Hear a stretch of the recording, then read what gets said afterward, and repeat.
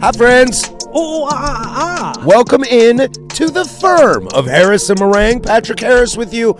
Yours truly, that's Danny Marang. To my left, Casey Smith on the ones and twos back there, keeping the beats hot and fresh for you. Welcome in on a Monday.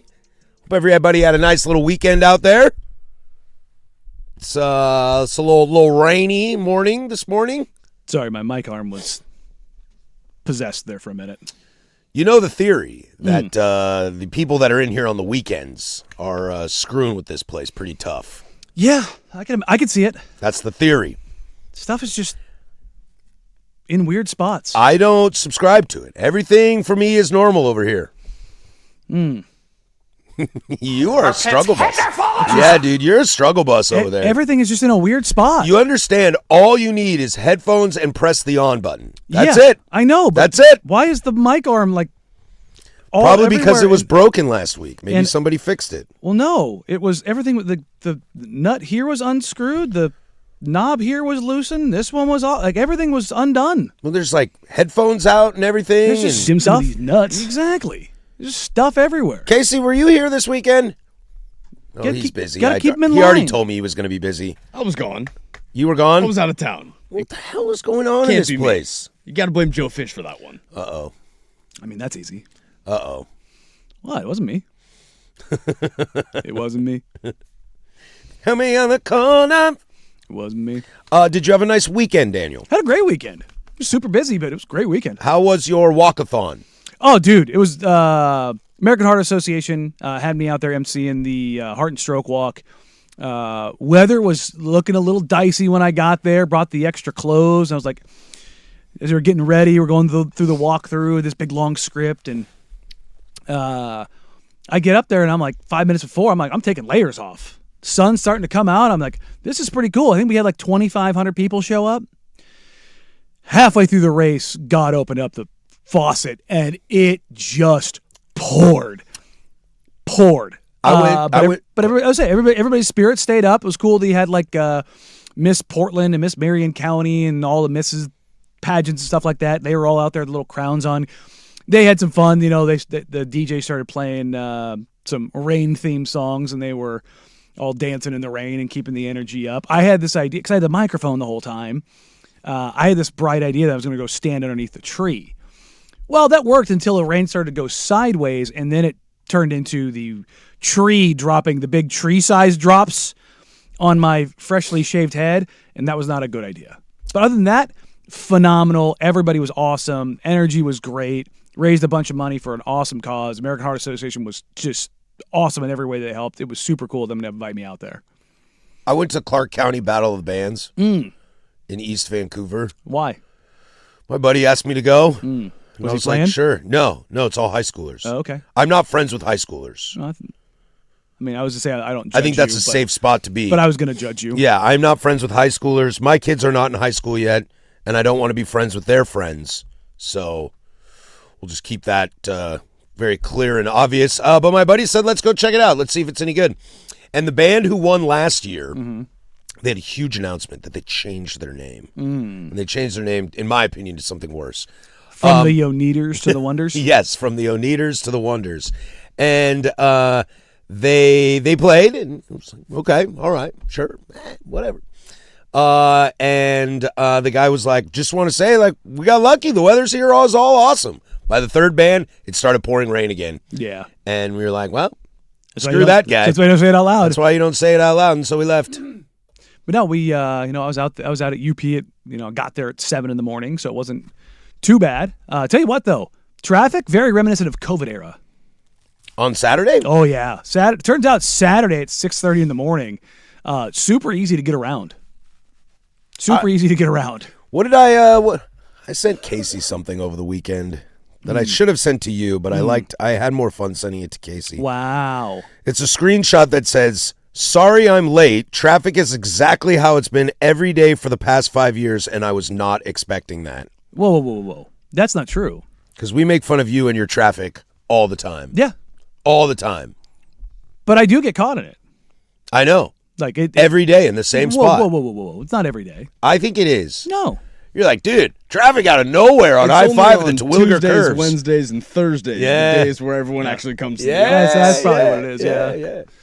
I-5's just a standstill. Monday Well, and no. Friday? Whoa. Where Never are you an on issue. I-5? I'm at the Terwilliger curves. And you're Whoa, like, whoa, well, whoa. no S, bro. You're at the Terwilliger curves. A truck exploding and catching fire is not normal. That sounds like a Tuesday. Not normal. If you're on the Terwilliger curves right now, honk your horn. But yeah, no, we did that, and then had a little bakery delivery for a graduation. The lady is out there killing it in that regard, and did spend some time with the family yesterday. I built 3 pieces of furniture There you go. using Allen wrenches, which I absolutely despise. Because it's what they come with. Do you not have a driver? Not for Allen wrenches. You just get a little nut that goes in. I know. I didn't realize it. And I got like to the last one. I was like, there's got to be a better way to do this. There is. And then I found out there was. It's called a Milwaukee tool. Yeah. Oh, I'm a craftsman guy. Oh, well, step your game up. Do I need to like move to Milwaukee or can I stay with I craftsman? mean, Craftsman's fine, but if you Milwaukee Power Tools. Yeah, but see, Milwaukee Power Tools are Milwaukee EE, and I'm more of a Milwaukee IE guy. Shout out Southeast Portland. Definitely don't get the IE Power Tools. I love IE though. Yeah, don't.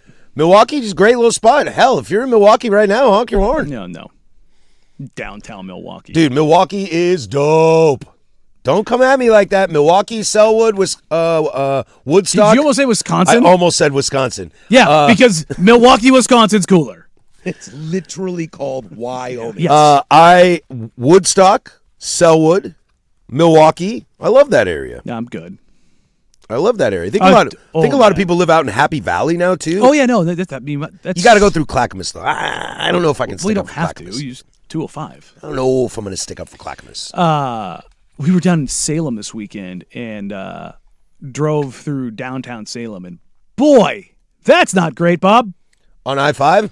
No, like 99 into downtown Salem. I haven't been to Salem in a long time. Buddy, let me tell you, they just moved all the homeless that were around here down there. Oh, I think there's still plenty here. Oh, I know, but it was bad down there. What's was bad. What's cool about being homeless in Salem? I have no idea. Maybe they don't pack you up and move you as often down there. Well, if you pack someone up and move them, they got to go somewhere. But it was bad. I was like, oh, I didn't realize it was getting this bad down here. Definitely one of those click. What's Clark saying? Vacation? Roll them up. Roll them up. Driving through is it St. Louis or is it Kansas City? They're driving through think one of it's those, St. Louis. and they hear a gunshot. Roll them up. Roll them up. Yep. Yeah. Other than that, man, a weekend was awesome. Spent a lot of time with the lady and got a bunch of stuff done and things keep rolling, man. It's awesome. I started setting up my massive entertainment center in my bonus room. With an Allen wrench? No, that stuff had already been set up. But okay. the sectional and the table that I needed, and then I've got I've got a VHS DVD combo player for my Star Wars. I've got a Blu-ray player in there. I've got the Nintendo Switch, a Nintendo 64, and an NES, and an Xbox 360. There you go. I think that's what we got. We'll get you caught up to this century. Well, I have an Xbox One in my room. Oh, there you go. And I'm not ready to pull the trigger on the Switch 2. Although my son would like a new Switch 2. Yeah. But it's not backwards compatible. Oh, so now really? I got to buy a ton of new games. And I thought it was. I'm not quite there yet. Oh, that sucks. I don't think it's backwards compatible. I mean, I'm not. I've never really. If been it a Switch is, guy, then so. Dear wife, $500 to be spent today. There you go. See you later. Bye. Yeah, no. I was thinking about this the other day. The Xbox, the Series X. I think that came out like 6 years ago, like last week or 2 weeks ago. The Switch 2 is backwards compatible. Oh, really? Oh, then maybe I should get a Switch 2 and I can have my Switch back. You can check the specific status of your existing games on a website I can send you. Oh, okay. Yeah, please send that to me. There you go. Old man yells at clouds. Yeah, I was saying that. Finds out clouds were not wrong. Yeah, I would say the whole idea of like I thought that was like part of the deal is that it was backwards compatible. They usually I think most systems now usually go back a gen. Well, that just is not very like American capitalism to be able to go back a gen, because then you would have to buy new games, and they re-release those games. Not all of them though, Not all of them. and there's still inventory out there of the old ones. So you want to be able to still push those. And I want to be able to play my video games in my bedroom because then I have some sort of concept of time. Like it's time to go to bed. If I go in another room and play video games, it'll be 3 a.m. before I know it. Oh yeah, But I'm like lying in bed, and if it plays too loud and the wife wakes up or the dog wakes up, then I like look at my phone. I'm like, it's 11:30. I got to go to bed. the ones that always get me with those were like the Civ 6, Civilization 6. I don't know what that is. Take, you've got a map, you take a spot, and you kind of build your city out through the ages. Oh, okay. Like the games like that, the RTSs, the real time strategies, stuff like that. I could start playing that at like 7 o'clock at night, and then the next thing I know, I look over, it's 3:30 in the morning, and I'm like, Whoopsies. Oops. I did hook up the Nintendo 64 to a TV that is, I think, 76 inches. Doesn't look great, Bob. Doesn't look great. Quite pixelated on that giant TV. Might have to mess with the aspect ratio. There you go. Did you check the TV for him? Oh, no, I forgot to. Wow. Oh, day. Well, it's raining today. To be fair, I completely forgot about it. Yeah, as I did well. forget, but I will do that. I will do that If it works, if it works. I'll let you boy. Don't listen to his updates. Don't check the TV. Whoa, one time. It mattered. You did did. it again on Friday. I did it again on Friday? Oh, dude, I'm slacking over Josh here. was sitting in here too. And even Josh, who doesn't even care about sports, was like, dude, does he not listen to your updates? Yeah, it was bad. It was a tough one. Wow. Brutal. Getting called out by IT Josh. Brutal. Engineer Josh. That's true. He is the Engineer Josh, IT Dan. There you Yes. go. I got it wrong. They're very protective of their labels. I get it. I get it too. I'm talent. All right? Don't get it twisted. Yeah. I didn't say I was talented. There you go. I just said that I am referred to as talent. I know it's always funny to get the contract. It says talent in parentheses, and I always pretend the parentheses are like it's laughing at you. What do you do at Odyssey? I am an on-air talent. Pah! No, you ain't, loser. Womp womp. Reminds me of this time I was looking for my buddy. We were camping, and I was looking for a friend of mine. And full disclosure, my buddy is the one-upper. He is the constant one-upper. You know, like, oh, man, dude, I made a great dinner last night. It's like, you know what I made? I made a better dinner. And you're like, all right. Anyway, I was looking for this guy for some reason. I have no idea why I was looking for him. And I just stopped, and I yelled as loud as I could, I am the greatest man in this camp. And he pops out of nowhere, and he goes, no, you're not, bitch. Ah! And then walked away. And I was like, well, I found him. Sometimes that's all you got to do. Just got to call it out. Just got to call it out. Make yourself sound good.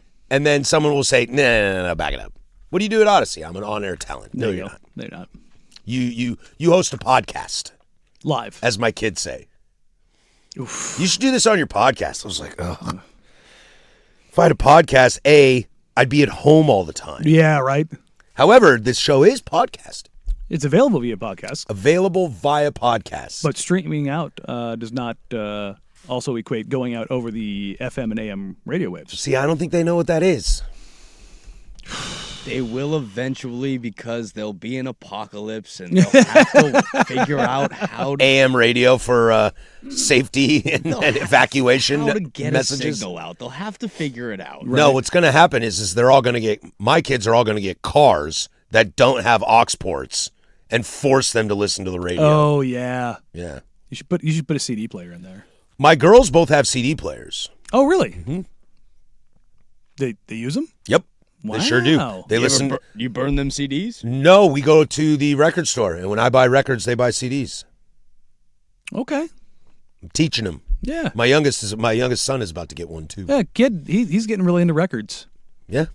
It's kind of cool to watch. Teach them, my wife and I were talking about, like, I think we were listening to like a 90s channel or something, and she goes, can you imagine what life would have been like if someone said you could make your own, like, burned CD mixtape? They're called playlists, and then AI, artificial intelligence, will actually tell you songs you should add to it. We were like, no. That would have hurt our brains. No, he was telling me the other day, we were talking about just media in general. He's like, I really like the idea of like having something tangible. And I was like, oh man, makes me feel good. He's like, I don't like the idea of everything like being on the cloud. I think we were talking about Xbox and PS5 and like digital libraries. He's like, I want to be able to have something. And I'm like, there's hope. There's hope out there. He's never had someone try to sell him a mixtape, has he? Nah, he might. To be honest, he'd probably be down for it. I was really sad. I went to the Battle of the Bands, and I said, if anybody here has physical media, I will buy it, even if it's crappy. Like, if you made a mixtape of your band's songs, I'll buy it. Not a single one. All QR codes. Wow. And I, old man, fisted at the clouds and said, I'm not even going to scan your QR code. Wow, didn't even give him an IG follow? Nope. Well, I don't know if any of them were. Yeah, up to standards. Weren't any we got over here? Any hidden gems in there? Yeah. All right, coming up next, Patrick craps on kids. Hey guys! Oh, big gulps, huh? All right. Well, see you later. Oakley dokley, we got a great show for you planned today. We'll get into the NBA Finals in the 11 o'clock hour. We'll preview Game 3 in the Big Nooner. We got a little World Cup news for you, Stanley Cup as well. A little bit of baseball. We're all over the place today. But let's start with the death of college football. That's next on 105.1 The Fan. Join The Fan on Friday, June 12th.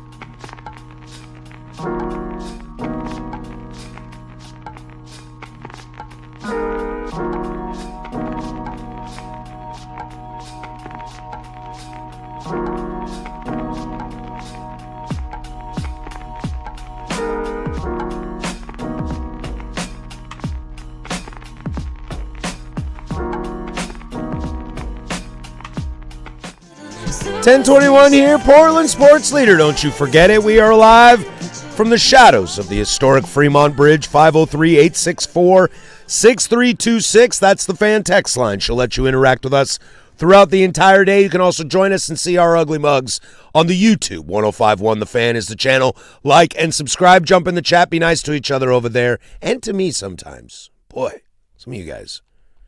Ugh. A lot to get to this hour. We'll sit here in the one spot that is dominating headlines right now. I walked into work this morning, Danny, and there I see the great Luke Anderson. And I said, Luke, finally your opinion on college sports being the dumbest thing in the world has paid off. I'm still not going to say the NCAA is right because I'll never say that.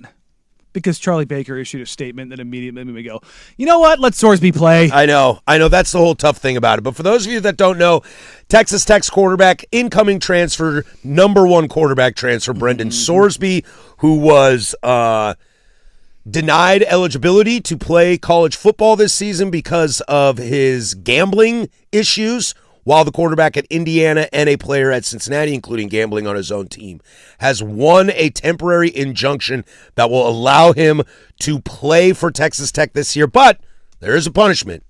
He will have to miss the mighty legacy blue blood Abilene Christian in week 1 and your Oregon State Beavers in week 2. Okay, so 2-game suspension. Ross Dellinger has the court filing from the temporary injunction. Here's the important part. Let's make it closer. There we go.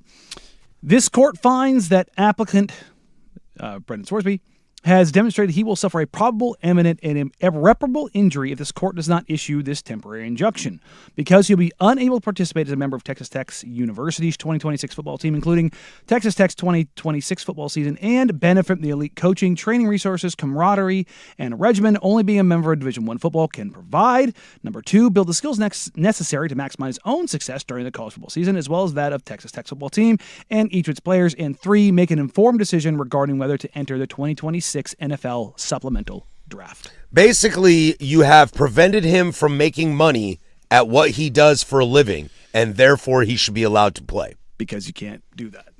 Because technically what he did is not illegal. Now, we can argue the finer points of the wire fraud part of this, but charges aren't being brought here. And because they're not employees, there's no employment law that's violated. The legality of this, I struggle with this. NCAA lawyers need to figure their ass out. Well, I mean, they're legally they don't have any firm standing because everything that they have done for 65 years, 70 years has been because we said so, and nobody took it to court. And aren't they also arguing that the NCAA didn't step in time and hasn't reached out to us and hasn't said anything, therefore they don't have grounds to stand on? Yeah. It's just, I'm with you. The NCAA is an absolute laughstock and is an absolute garbage entity, and you're reaching out to Congress to try to help you figure out the S show that you have all created. The optics of this, in all ways, shapes, and form, is some of the most awful and damning optics I've ever seen in a sport. I mean, dare I say, if this holds, now there's going to be appeals and appeals and appeals and appeals and appeals. He's going to play. If he plays, where does this lie in the pantheon of S shows in sports, period? Oh, it's up there. He's going to play. I firmly, because of the way that this has been presented and because the NCAA has just bumbled through all this, he's going to play because the defense is like, based on those merits, they're right. Now, look, I'm not saying I agree with it at all. Do not get that twisted. Do not get it confused. We can talk about what's right and what's wrong, but we're talking about from a legal standpoint. The defense is right. It's just, it's crazy that a rule that is so clear to everyone, to you and I, should be to all players, all coaches, all ADs, all chancellors, that this is the wrong rule. And your case, you are winning your case because you are saying, no, it's those guys are idiots. That's a terrible argument, and it won. So that's exactly what it comes down to. And Charlie Baker, this is a statement he put out earlier. There's no better example of why targeted intervention from Congress is necessary. Please, Congress, give us our power back because we pissed it all away because we were too stupid to do anything about it. That's actually not in there. That's just me. Sorry. When you have schools and deep-pocketed supporters willing to look the other way on the glaring integrity threat of betting on your own team. Oh, weird. How does that exist, Charlie? Did you allow it to exist? Are you a moron and everybody else has been before you's been a moron? Yes. Oh, I'm sorry. That's also not in there. And judges whose rulings effectively strip away our ability to stop them. Oh, weird. It went to the court case because you're not willing to pay them and have a collective bargaining agreement and actually have employment law around this. Weird. Only Congress can equip the NCAA to apply this common sense rule to everyone fairly and consistently. To protect College Sports Act, but empower the NCAA to enforce rules, including the gambling restrictions, it's needed now more than ever. And I love that the first reply that I see on this is Darren Heitner, who's a NIL lawyer. How would an antitrust exemption have empowered the NCAA on a case that didn't seek relief under antitrust law? And that's where the whole problem of this thing sits, is that we are no longer in an argument about Brendan Sorsby gambling. No. This is no longer about Brendan Sorsby gambling on his own team in which he played Which should be inexcusable for anybody who thinks that I'm excusing this. I am not. When you're talking about legal cases, you have to strip what is right, what is wrong away from it, because how laws are written matters. And this is where the framework, if you have a collective bargaining agreement where bylaws are enacted and employment law actually takes precedent, then you can actually do those things. So quit sitting up there and shaking your fist at the clouds for the S show you created. Pay the freaking players, get them as employees, and then you can actually have something around it. I don't understand why they keep pretending that everything they're saying is, we want power. We want more power so that we can check all these things. Then give up what is necessary to get the power. The concept of it only being 2 games, too, is wild. Just 2 games? You bet on specific players at your university's basketball team to not play well. Like, Casey Smith's playing tonight, Indiana's going to lose. Like, you're doing that. And not only that, how much do you want to bet every single one of those players and their lines are being scrutinized by algorithms right now at casinos? See if there's anything there. I want to have a conversation about what this does for gambling in a little bit, but let's take a quick break and we come back. The future of the NCAA, because this might be the straw that breaks the camel's back. That's Casey over there with sports. Now, from the George McCoy and Warren Allen Sports Desk, a Sports Center update on the Fan Sports Network, 105.1 FM and 1080 AM. This sports update is brought to you by 808 Hawaiian Restaurant. Mixed plates like Grandma used to make if your grandma were from the Big Island. Woodstock, Burnside, Beaverton, or online at ate-oh-ate.com. First on the Fan, Game 3 of the NBA Finals heads into Madison Square Garden as the Knicks host the Spurs tonight at 5:30. New York leads 2-0 in the series as the Knicks come into tonight's contest as 1.5-point betting favorites. And make sure to catch all of tonight's coverage over on 9:10 a.m. when pregame tips off at 4:30. Some NCAA breaking news as Texas Tech quarterback Brendan Sorsby has been granted a temporary injunction against the NCAA, making him eligible to play for the Red Raiders in 2026. Sorsby was previously ruled ineligible by the NCAA after he wagered approximately $90,000 on professional and college sports over 4 years, including bets involving Indiana football while he was a freshman with the Hoosiers in 2022. As a penalty offered by attorneys, Sorsby will miss Texas Tech's first 2 games of the season versus Abilene Christian and Oregon State. If you missed it last night, your Portland Fire fell to the LA Sparks 89-72. Zarika Hamby and Nyeka Ogumake combining for 42 points and 29 rebounds as the Fire have now dropped 3 straight. Fire hopefully will snap their losing streak this Thursday as they host the Las Vegas Aces at 7 p.m. inside the Moda. And finally, another NBA nugget for you as the Atlanta Hawks and head coach Quinn Snyder have agreed to a multi-year contract extension.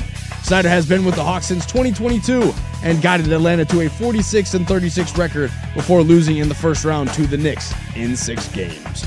And for more sports scores and stories in 30 minutes, I'm lowercase from the George McCoy at Warren Allen Sports Desk. Hurt, missing work, insurance companies acting like jerks. Don't call your mom, call George McCoy at warrenallen.com. Your home for the Oregon Ducks.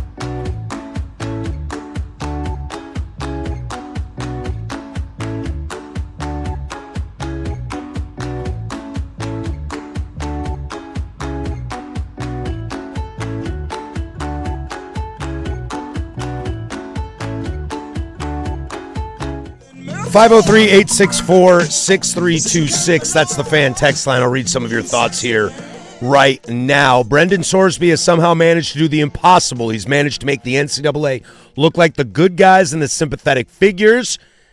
Also a reminder, have we forgotten that he might be staring at wire fraud charges? Yeah, we do need to see that. And if you're the NCAA, if you're trying to scramble and figure this thing out right now, just get the legal involved. They don't want to do that. Why? Because then it gets into the antitrust and exposes them? Not just that. If you start doing discovery and you start popping more players and more players and more players, then you find out. If you get the feds involved, they go get everybody. Yeah, dude, does the NCAA want to open that door? Do they want to open that door? Because if they start coming in, it doesn't matter if it's a Republican in office or a Democrat in office. Who doesn't want to hang that pelt on their wall? What's going to stop players to start betting immediately today if there's no consequence besides missing 2 meaningless games? Here's a real great point, too. Why is there a punishment at all? If the argument is he'll be financially harmed and he didn't do anything illegal, shouldn't it be completely overturned? I mean, that's a fair point to think that if you're saying, nope, he didn't do anything wrong, well, then why is he missing games? Because I would argue the 2 games is the 2-game suspension might be the more laughing stock. Mm-hmm. If you said this guy's out 6 or 7 or 8 games, okay, now we're actually talking about something maybe more realistic here. They would fight that, though. And 2, they just accept because it's Abilene Christian and Oregon State. You want to play Texas now? Mm-hmm. You still want to play Texas? Yeah, it's, there's no good way about this. No, and I don't know if you're the NCAA how you really recover from this. Mm-mm. We talk about the Protect College Sports Act, and we talk about CBAs and relegation and super conferences and all these things that could improve college football and keep them in the right trajectory. This might be it, because if you can't protect the integrity of the game, what have I been saying? I want to slap the NCAA with a lack of institutional control, because that's what this is. Yeah. This is you can't keep things together in your own house. Mm-hmm. Therefore, you no longer own that house. The only thing that I can think of here is the NFL, the NBA, Major League Baseball, NHL, because they are collectively bargained, they can tell these players no.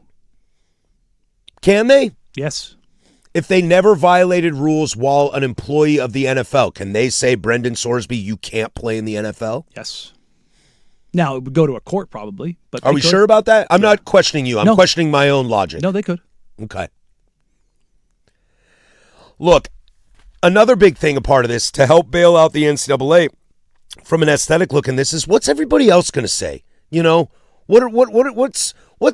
Teresa Gould, the commissioner of the Pac-12, going to say? What's Pernetti? What's Petiti? What's Sankey? What are these guys all going to say about this when they're asked?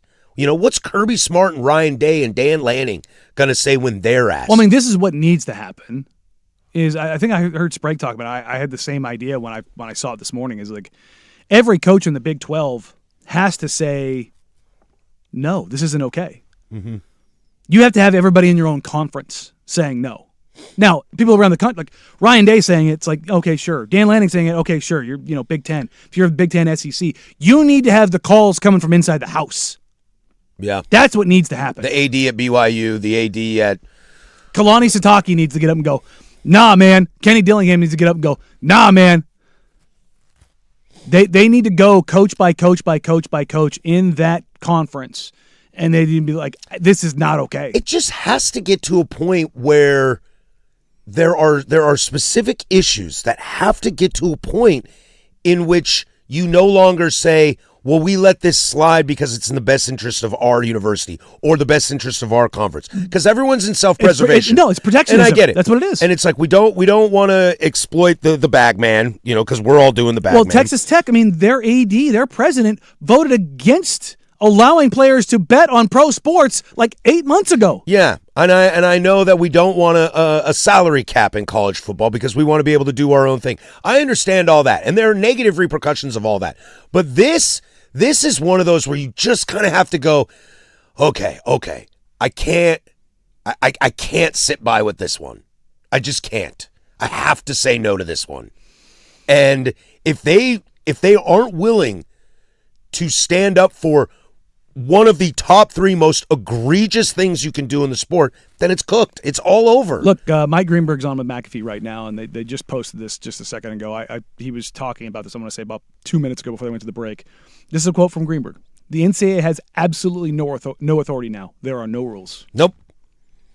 They burned this thing down to the ground, and they're peeing on it. Well, what have we talked about for the last 2+ years? Every time the NCAA goes to court, they lose. What happens? They lose. Because they have no authority. It was all imaginary to begin with.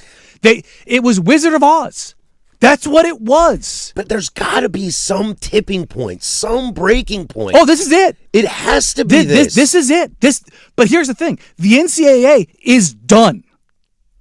If Brendan Sorsby plays this year, which I firmly believe is going, based on the injunction, when you get an injunction, that's typically because there's strong evidence to support it. Strong legal evidence to support the injunction. And that's why I opened up saying the way that I said it. I am not saying this is right. In a court of law, however, the NCAA has no standing. I know.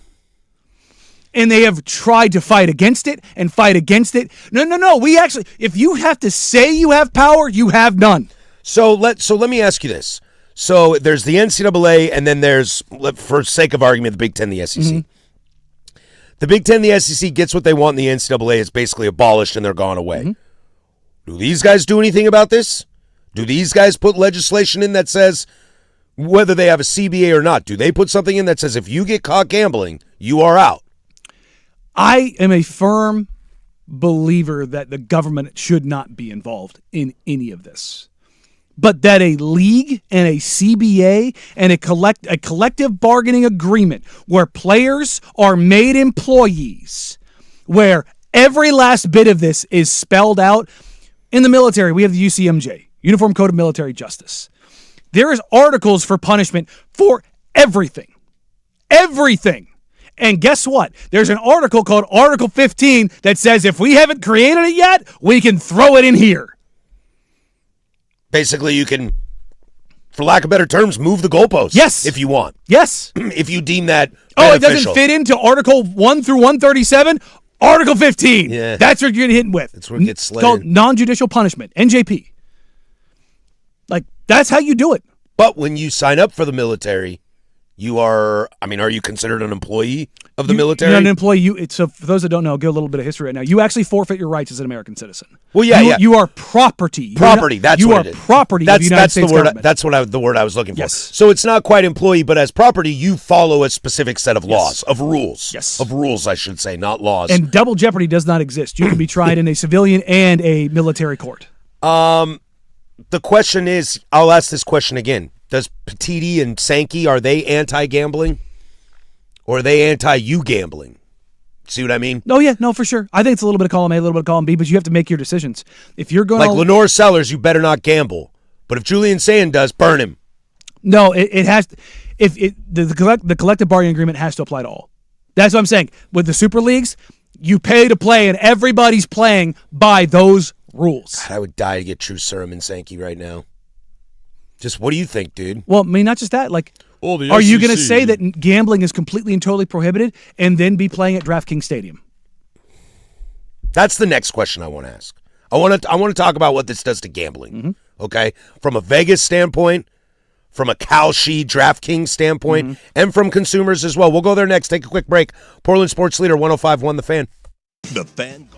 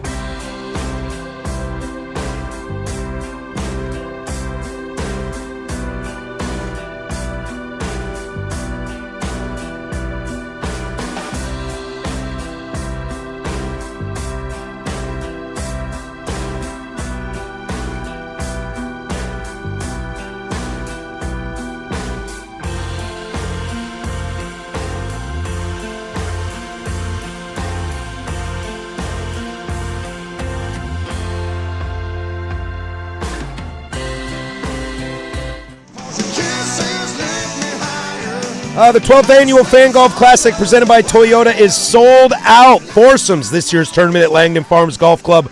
They win in record time. If you missed out on this year's event, be sure to jump on it next year. A special thank you to our friends that made this year's tournament possible. Victor Rico's is back. Breakfast burritos for pre-round. Matt's Barbecue feeding golfers post-round.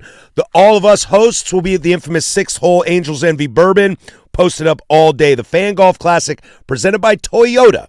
Also brought to you by Vulcan Design and Construction, Henderson and Daughter Windows and Doors, George McCoy at Warren Allen Attorneys at Law, Battery Exchange, Maestro Dobel Tequila, Laurelhurst Market Steakhouse and Butcher Shop, Philbrook Law, 1-800-DIVORCE, Roto-Rooter, Illegal Mezcal, Pub Beer Cheap Fun, Apex Golf Club, and Window Nation. We'll catch you all live on June 23rd for the most fun day in golf. Might as well go win the whole thing. I wanted to flip this, and we'll take a break and get to the NBA Finals, because I don't know if you know this, but here on a Monday in Sports Talk Radio, the Spurs are down 0-2, so we should probably address that situation in the room. We'll get to that in the 11 o'clock hour.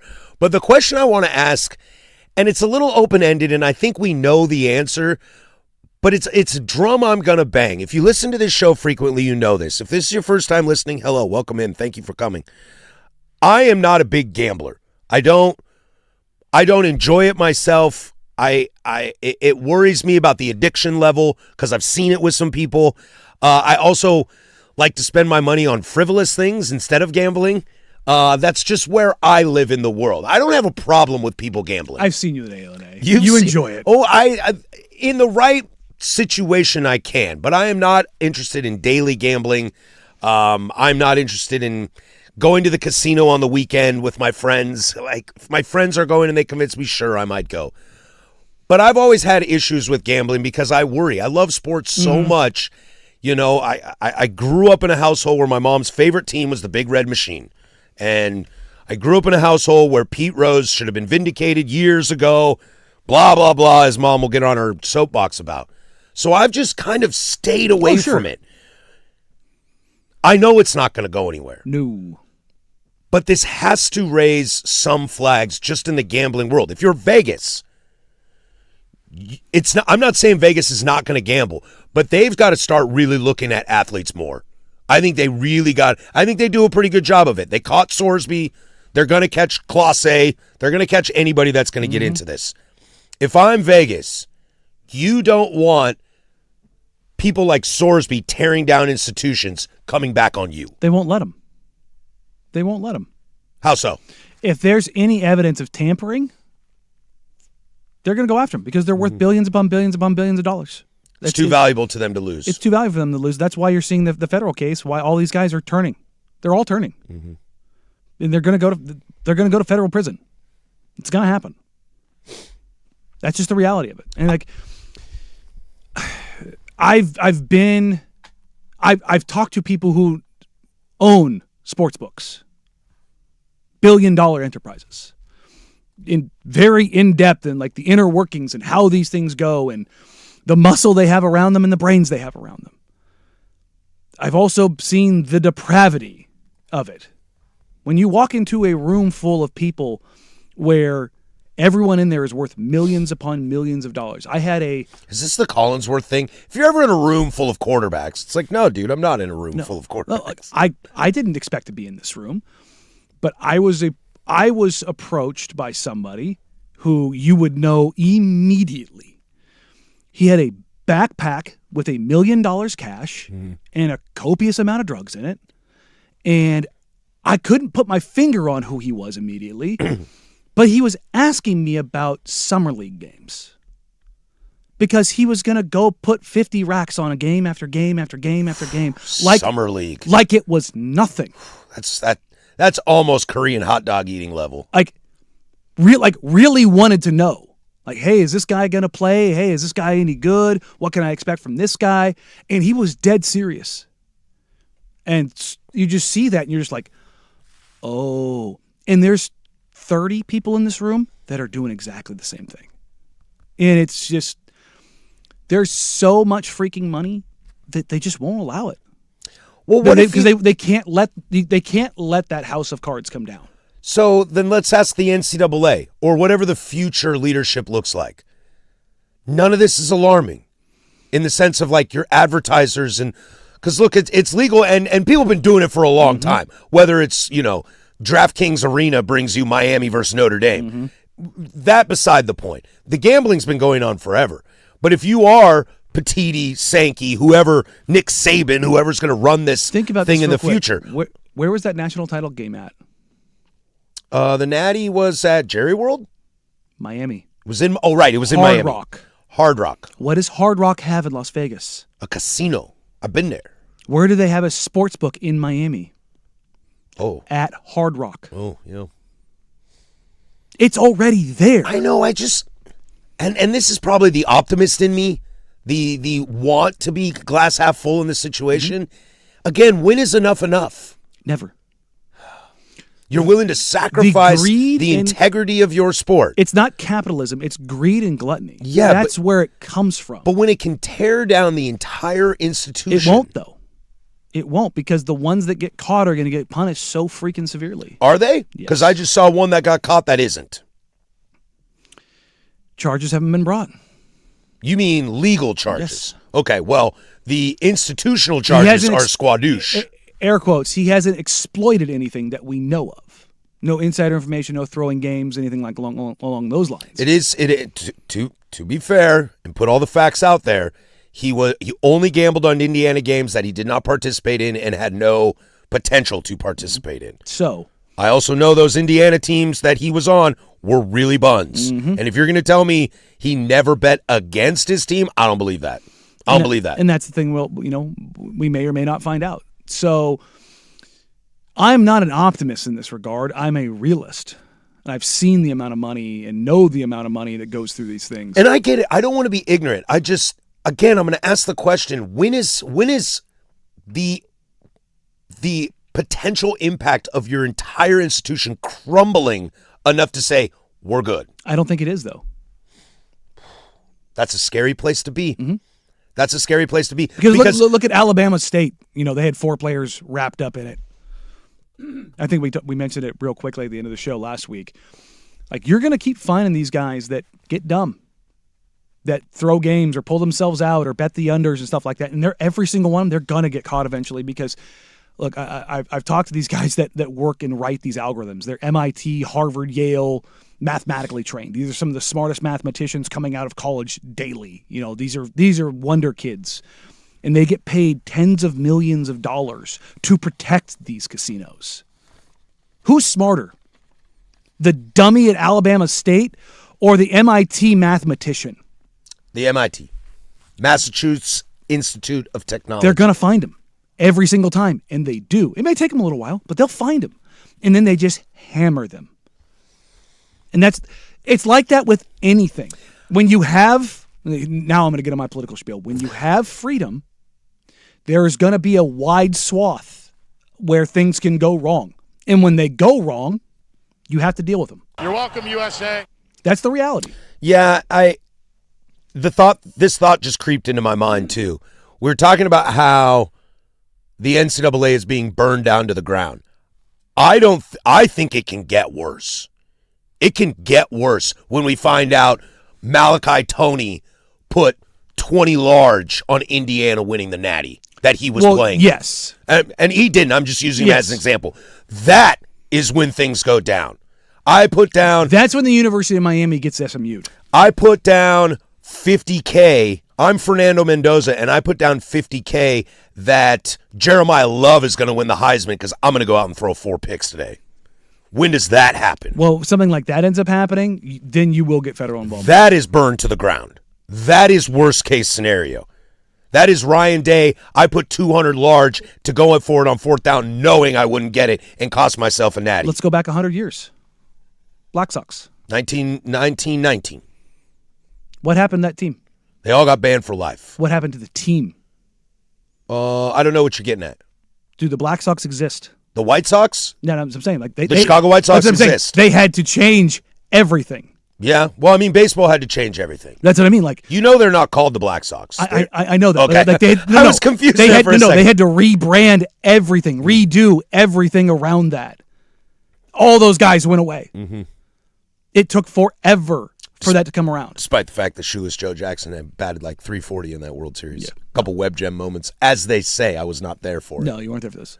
But like that whole era, that it didn't kill that. And baseball was the lifeblood of this country at that point in time. So I don't think what they'll do is if something like that happens, that university, that program will probably cease to exist. It will probably get a death penalty. Even if it's a Miami, Texas, Ohio State? I think because of that. Oh, the bigger the program. Will Texas Tech be a betting favorite against any school with a winning record this year? Yes. I think they're favored in every single one of their games.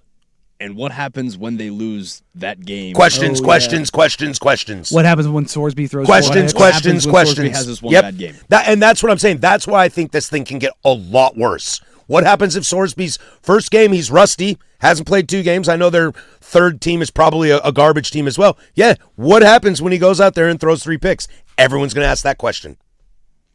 You got money on this game, bud? Mm-hmm. I mean, think about if Texas Tech hosts BYU in the Big 12 championship game and game day's there. What are the signs going to say? Probably be pretty good. I mean, we're going to love it. Mm-hmm. We're going to nom that up. But this ain't going to go away. And if you're ESPN, are you glad that those signs are in the background? Or are you going to monitor that and subdue some of it? Yes and no. If I'm a cornerback, if I'm any defensive back that ends up picking a ball off of Brendan Sorsby, I'm going to make a comment about it. If I'm a cornerback, throw I'm the money sign. Going, yeah, man, we threw up the over today. That's just what we threw up the over on his interceptions today. That's why I knew I was going to eat. Yeah, dude. Yeah, what man. Does this do to the what does this look as? Mm-hmm. It's not only just the one guy. People are going to attack the program. Yeah, man. You think today's bad, dude? This can get a lot worse. Yep. This can get a lot worse. What do I always say?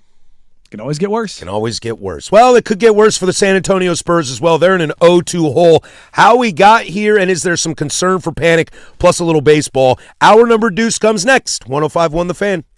Isaac and Suk here with Ken and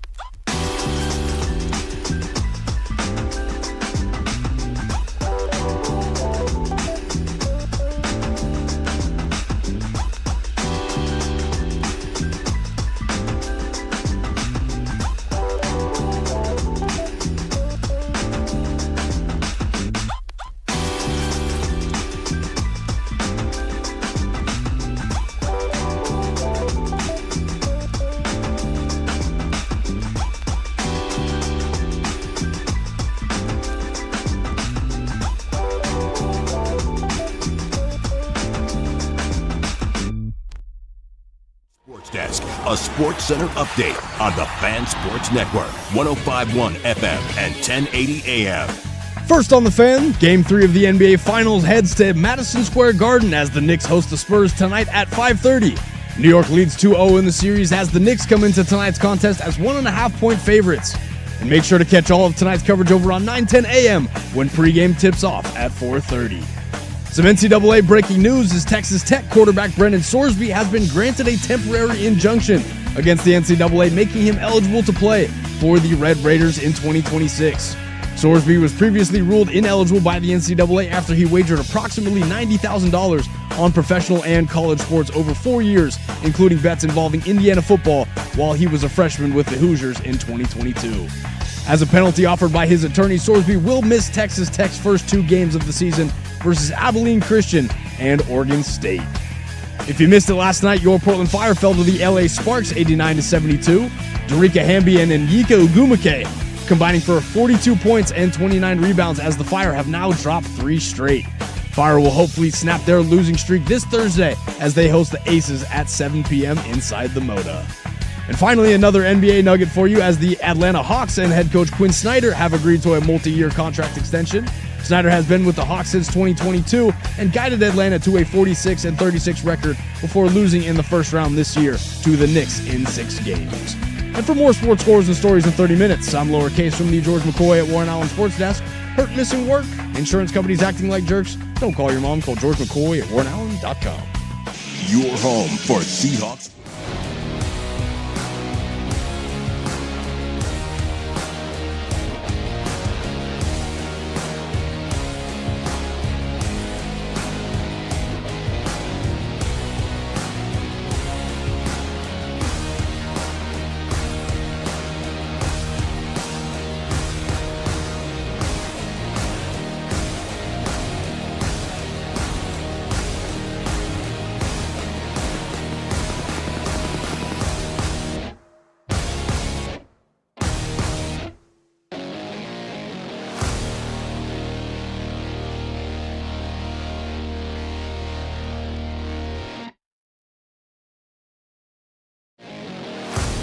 If missing the first hour, you can download that in the Fan Podcast, 1051thefan.com, the Odyssey app, wherever you get your podcasts. If you missed Solo Dolo Sprague this morning, you can catch that on the Odyssey app or the YouTubes. If you can't catch Happy Hour with Luke or the Primetime Boys, YouTube is a good spot for you as well, or the Odyssey app, rewind, fast forward. Except for in the future, for that would be impossible. We'll spend some time on the NBA Finals this hour, a little bit future-ish in the third hour of the program.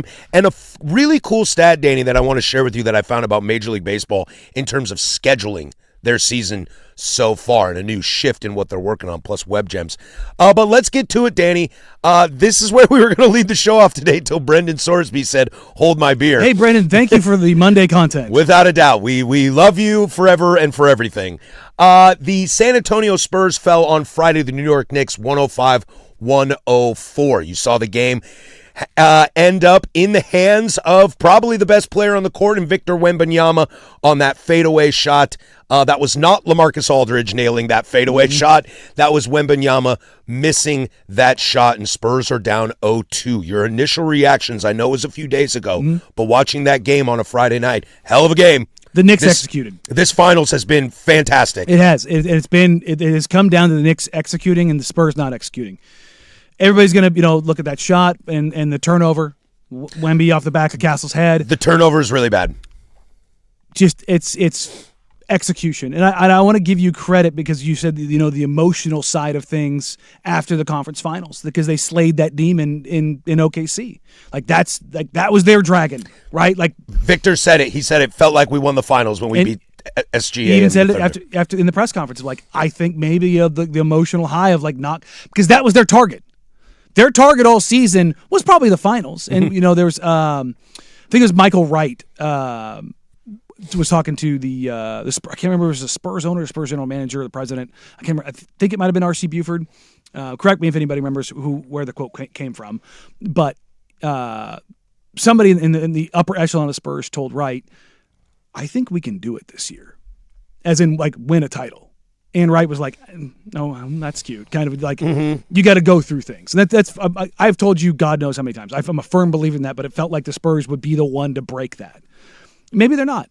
And I want to give the Knicks their credit because I thought going into the series, I thought Cat was going to be Cat and Hart. Where Brunson's going to Brunson. He's going to find a way, efficiently or not. He's just going to do it. But it's been Cat. And it's not been Cat offensively. Now, he's been good defensively. He has been phenomenal. I want to live in the Knicks world right now. Right now, if the finals is over, let's say it's best of 2-game series, which I know math doesn't work out for that, my MVP is Karl Anthony Towns. Yes. It's not close. And yet he's been good offensively. Not great, good, very efficient. But beyond that, defensively, he's not stood Wemby up by himself. It has been a team effort. And I really want to share this. This is from Steph No and then the guys at Sport Radar, Todd Whitehead. During the first 2 games of the finals, this is something we talked about: the tagging, the helping, the dig downs. Like this, that to me, that's how you deal with Wemby. It can't be one. If you're trying to solo cover Wemby, go with God. It's not going to work. During the first 2 games of the finals, Victor Wembanyama has rolled 47 times. So 2 games, so 47 times, so 24 times a game. He's working as a hard roller. That's a lot. Okay. On those 47 times, at least one of New York's off-ball defenders has tagged Wemby on 27 of those rolls. So more than half the time is a hard tag, which means if Cat's your primary defender and it's Jalen Brunson in the pick and roll, and it's Dylan Harper and Victor Wembanyama in a pick and roll, and it's Cat and Jalen Brunson up top. What that means is, as Wemby is rolling and Cat's trying to make sure, use DB parlance here, if he's even, he's leaving. Your weak side defender, whether it's Mikal Bridges, Josh Hart, OG Anunoby, they are digging down and tagging the roller, which means they are putting shoulder to hip, hip to hip, making sure they get a body on him so that 7'6" freak doesn't have a clean path. They are bumping, chucking, grabbing, doing whatever they can to interrupt his flow to the rim. On those, he has been allowed just 2 touches on his rolls. On those 27 rolls and 1 point. 1 free throw. They've shut down what he's best at. And here's the evolution. This is why I point to bring this back to the Trailblazers. Gravity. What did Denny Avdia not have on the floor all season long? Offensive gravity. Why? Because you don't have shooters. Damian Lillard and Steph Curry are 2 of the most gravity-defying offensive players, not just in modern basketball, but in basketball history. You have to pick them up. Think about prime Damian Lillard or Damon LaMarcus, a pick-and-roll threat from hell. You have to cover them in a pick-and-roll at 30 feet. You have to, because Dame has the capability of launching from there. What they're going to have to do with Wemby is bring the pick-and-roll out further. Because when you come out further, think of it in soccer terms. What are you trying to do? You're trying to expose that back line when you're trying to play the through ball either through the middle or over the top. You want that space behind the defense. The further you lift the defense up, the more space to operate. What the Knicks have been so good at, what Mike Brown and his staff have done, they've been very good in their shell. Flip side, the Spurs also haven't shot well from 3. And that's the big one. But in sticking with the Knicks here, what's also been really impressive that I wanted to say about Karl Anthony Towns is he said it at the podium the other day. Mike Brown has somehow unlocked him in the sense of I've never seen him give an S more than he gives an S right now. Whatever for the team, whatever you want. And it's never been about talent. Cat is otherworldly talent. He is the best 3-point shooting big man in the history of the game. And I have no problem with a 7-footer not being great at defense. That's kind of just... It's hard to move. It's hard to you're move 7 when foot. It's hard to move. It's hard to move when you're that big, so I have no problem with that. What this Knicks team has been really, really good at. I would argue that the numbers look good for Jalen Brunson, but... Brunson was not good in Game 2. He's been wildly inefficient. Dude, he wasn't that great in Game 1 either. He was fourth quarter. He was just clutch down. He was a monster. He was just clutch down the spot. But guess who had a good game in Game 2? Guess who picked up the slack? There's Mikal. All right, there's Bridges right there picking up the game for you. Towns goes a little extra because he's not there. It's not just Towns. And like 21-13, good line. Very, very good line. Great line. But it's 8 of 12, 3 of 5. His efficiency is through the roof. He's shooting 60, 50, 85 in the playoffs. He is shooting the living crap out of the ball. This might be the best team collective Nick. This Knicks team, excuse me, let me say this correctly. This Knicks team might be the most complete team-oriented finals team that I have seen since Larry Brown and the Detroit Pistons. It is. It is. And I didn't know how that was going to be because defensively, who they played in the Eastern Conference so it wasn't that great. The Spurs are a great defense. They had our guy on Sprague had our guy on this morning. Totally blanking on his name, from San Antonio. Army Navy game with us. Minix? Thank you. Jason Minix was on this morning. On Dirt and Sprague, yeah. Dirt and Sprague. And I loved what Minix said because we've had this conversation, both, I think on air, but definitely off air. When you are a superstar in the league, you're usually a superstar on one side of the floor or the other. Wemby's both. Because he is so important for them defensively, he is not allowed to rest on defense. He's getting tired. Yep. Because they try to hide him on Hart, but it's hard to find that when you're in transition. So he's getting stuck on Cat, so he's having to cover a little more ground. Mitchell Robinson's playing 14 minutes, so he's not getting to hover around. And what are the Knicks doing? They're putting Mitch out there when Cornette's out there. So they're keeping the offensive threat on the floor as much as they can, right? Cat played 34 minutes. He didn't play 44. You look at Wemby. You go, okay, Wemby played 40 minutes. So that means he had 6 minutes. 6 minutes, probably. Maybe 8 of his 40 minutes where he's not having to cover Cat. Because you just can't stagger him when he's playing that much. So when you look at that, you go, okay, is he getting tired? And this is he mentioned this, like how I use my energy. That's a thing for him. And he's having to figure that out. I can't believe the offensive threat. We'll take a break here real quick and get into the Spurs. I can't believe that the big guy that scores, that's having success against Wemby, is Karl Anthony Towns. Because he can shoot it. It's not Chet Holmgren. It's being able to shoot. Sometimes it's not Nikola Jokic. And attack. Cat, despite not being able to move great offensively or great defensively, when he faces up, because I know we all have the meme of Cat and Boogie when for those that don't know the genesis of that, it's Jeff Teague on the bench talking trash to Boogie, and Boogie took it upon himself to absolutely obliterate Cat. Well, and I think what Cat has, just to kind of wrap this up, I think, look, Brunson and Hart and OG, their emotion that they bring to the court is very stoic, mean mug,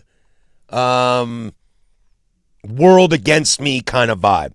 Cat gives you the emotion, the best way to describe it, Cat gives you the raw emotion, the personality emotion. And we said going into this, and what I was concerned about is Cat throughout his career that has worked for him and that has worked against him. Throughout these playoffs, we talk about the Spurs growing up in front of us. I think we have seen Karl Anthony Towns from an emotional level grow up in front of us. He's not making mistakes. No. He's playing with that raw emotion. He's playing mistake-free basketball. But it's like controlled raw emotion. And that was probably always the biggest knock. As you said, talent never in question on Karl Anthony Towns. No. It was always, can you put it together upstairs? And for those that don't know, Cat had a year and a half, 2-year period that would break anybody. And I'll bet you Cat firmly believes in his head he is the 5th best player on that starting lineup. Probably not. OG top defender on our squad, Josh Hart the do-it-all, Bridges the creator, and Brunson the superstar. Maybe not, but do you see what I'm saying? He realizes that, maybe he doesn't think it, but he realizes there is a world. There's a pecking order. There is a world where he fits. In which he could be the 5th best player on that team in terms of what you need. Mm-hmm. And that's giving him the motivation. Yeah. It's unlocking. And kudos to Mike Brown. I never thought Mike Brown was an amazing coach. Oh, Mike Brown. When you talk, mind changed. When you want to talk about like managing egos and personalities, Mike's great. And I know we're up against it, but I do want to say this: have you seen Cat in his post game interviews? Mm-hmm. Phenomenal, emotional maturity that is just. Never in a million years would I have expected that from him. He's been extremely intellectual. He's been extremely insightful. He's been self-reflective. Yes. He's been critical of himself and teammates. In a loving way. And I know that sounds kind of weird. In a we need to be better way. Yeah, it's not whiny. It's not, there's some authenticity to his character. Let's slide this over to the San Antonio Spurs. Is it time to panic? Series doesn't get spicy until home team wins at home. We'll go there next. 105.1 The Fan. The biggest.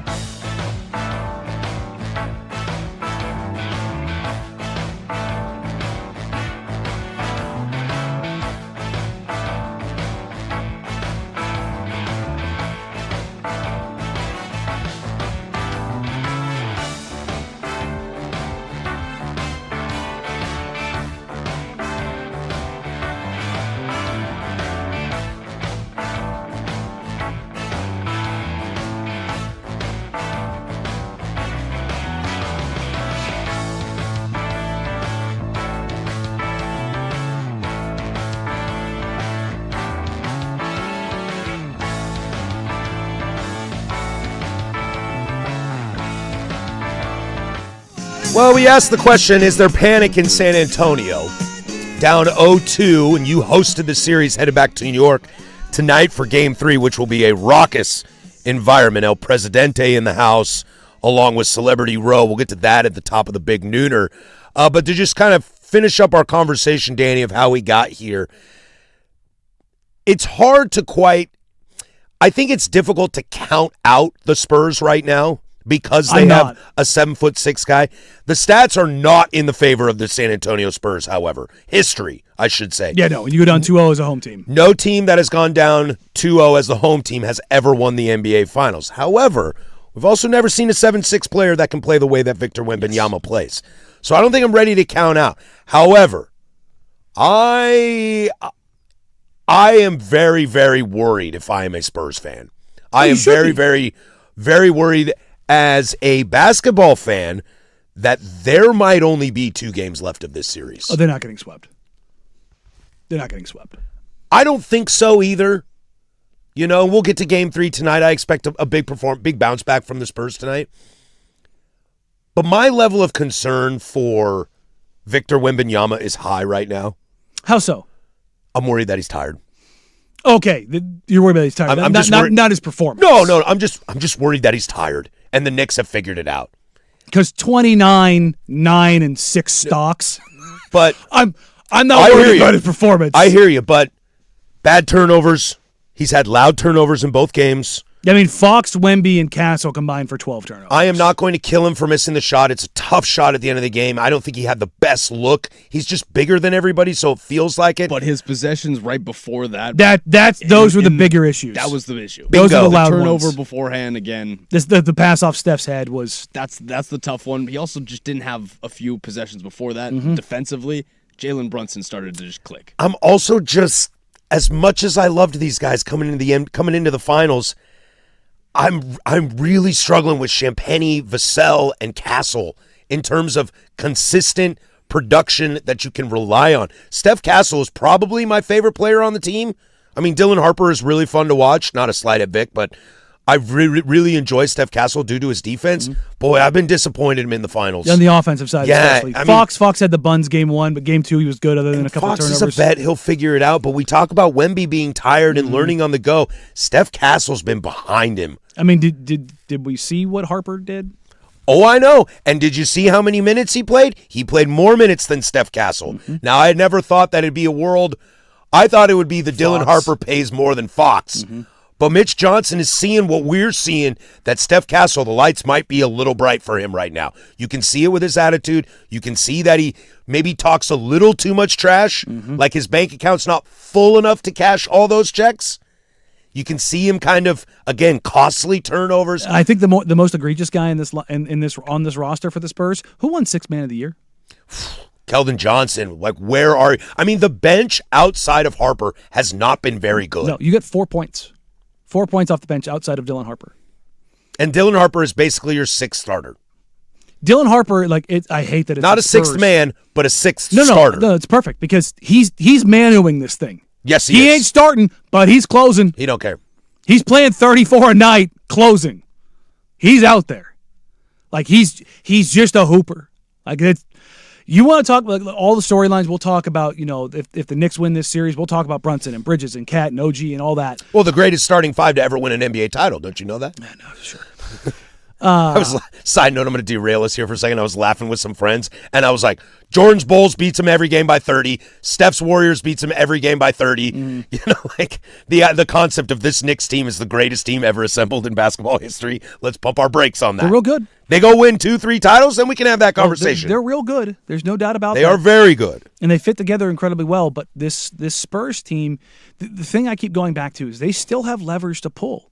Keldon Johnson, hey, where are you at, dude? Yeah. Carter Bryant, the best, this up-and-coming defender. Like, where are you, bud? Well, I'm not going to beat him up. He's a rookie, and he's a baby. And Mitch Johnson is not the nicest to him. He's not. It's totally fine. Pot, kettle, I get it. Anything I get out of you right now is great. But Harrison Barnes, you're only playing a couple minutes. I need more out of you. Luke Cornett, I need more out of you. Keldon Johnson, I need more out of you. Steph, Castle, you got to take care of the ball.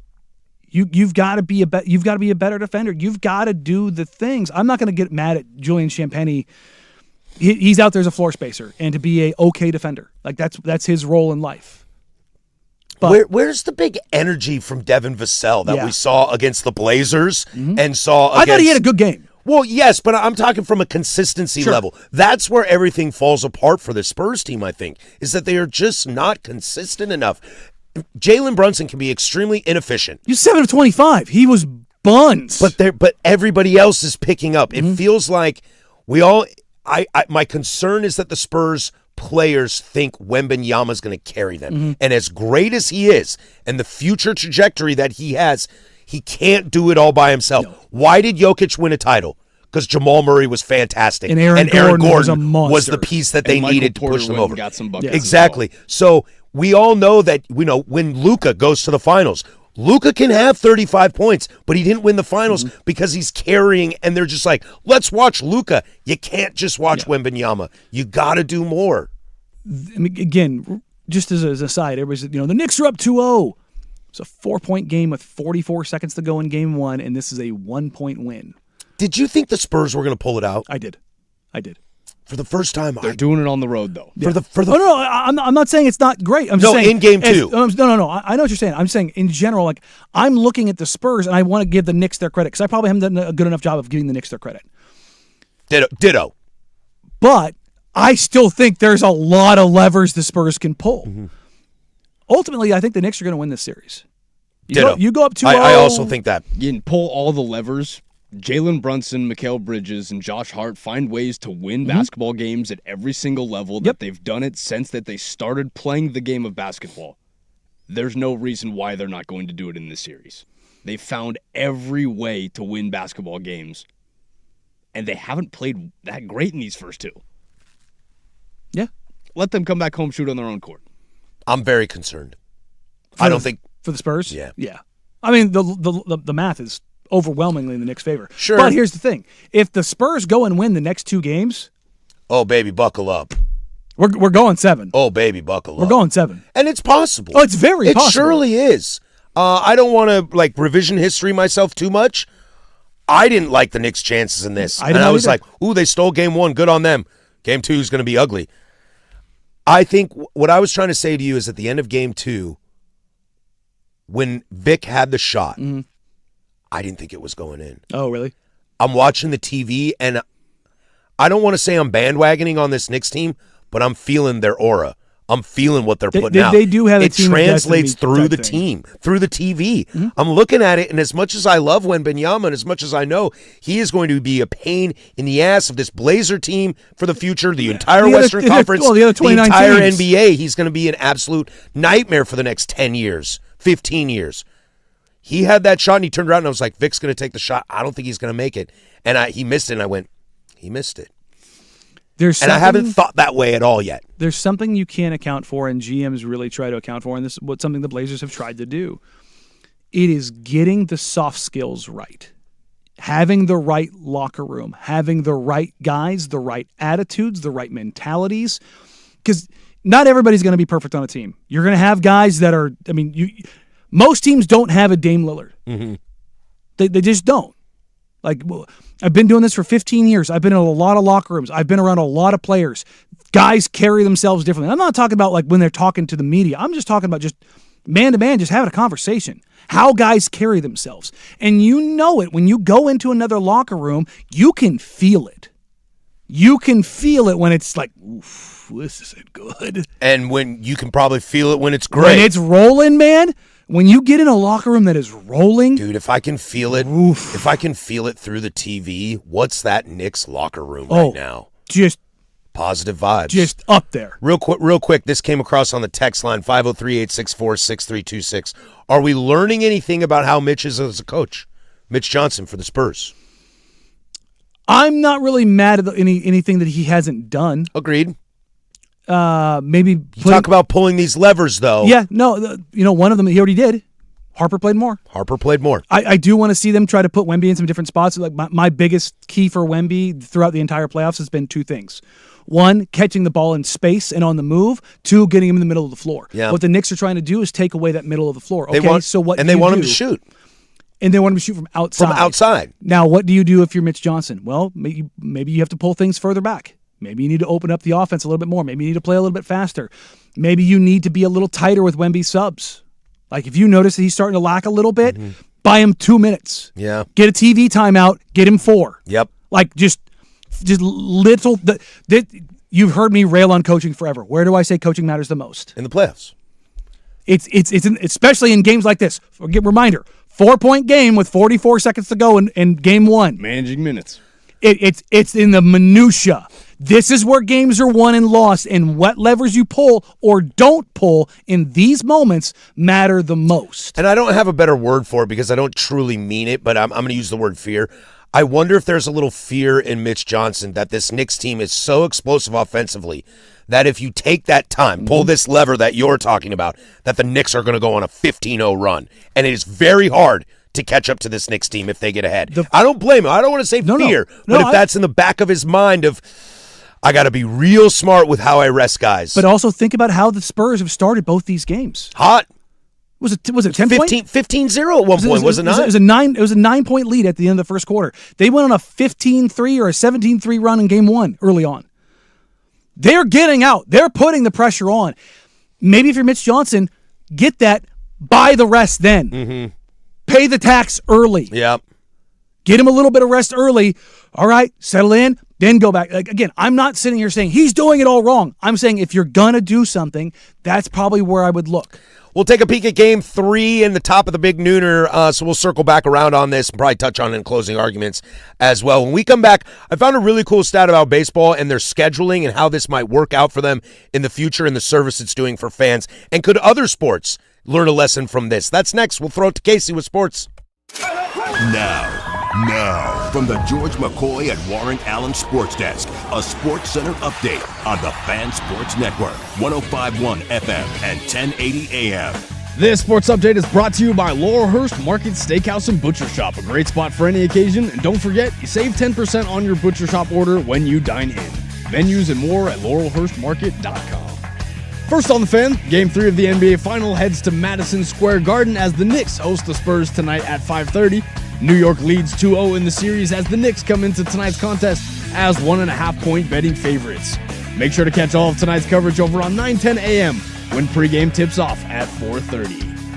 Some NCAA breaking news for you as Texas Tech quarterback Brendan Sorsby has been granted a temporary injunction against the NCAA, making him eligible to play for the Red Raiders in 2026. Sorsby was previously ruled ineligible by the NCAA after he wagered approximately $90,000 on professional and college sports over 4 years, including bets involving Indiana football while he was a freshman with the Hoosiers in 2022.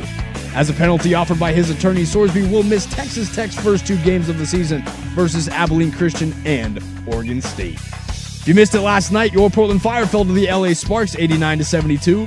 Marika Ambi and Enyiko Gumake combining for 42 points and 29 rebounds as the Fire have now dropped 3 straight. Fire will hopefully snap their losing streak this Thursday as they host the Las Vegas Aces at 7 p.m. inside the Moda Center. And finally, another NBA nugget for you as the Atlanta Hawks and head coach Quinn Snyder have agreed to a multi-year contract extension. Snyder has been with the Hawks since 2022 and guided Atlanta to a 46-36 record before losing in the first round to the Knicks in 6 games. For more sports scores and stories in 30 minutes, I'm lowercase from the George McCoy at Warren Allen Sports Desk. Hurt, missing work, insurance companies acting like jerks. Don't call your mom, call George McCoy at warrenallen.com. The home of prime time with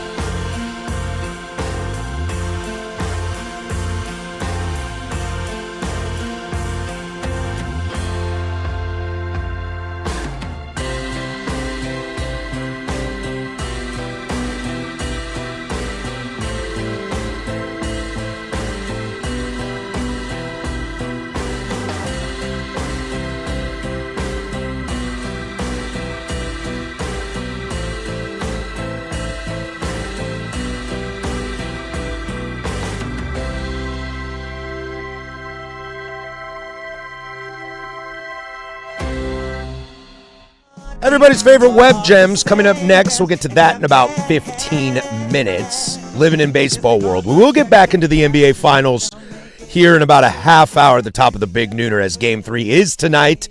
The S show that will be New York City. We are kind of laughing and joking in the YouTube chats about if you were a Knicks fan right now. I would be, if you were in New York right now, I would be on the Knicks train. 100%. I'd wake up every single morning saying to myself, just don't get arrested. Get in the door price. Yes. Under $4,000. Oh, hey. Standing room only, $39.99. Hey, the low price. There's an article I just saw earlier, I think it was last break it popped up, was that there are some Knicks fans that despite having a ticket worth $25,000 to $50,000 won't sell it. Really? They're just like, nope, I'm going. I couldn't be able to live with myself.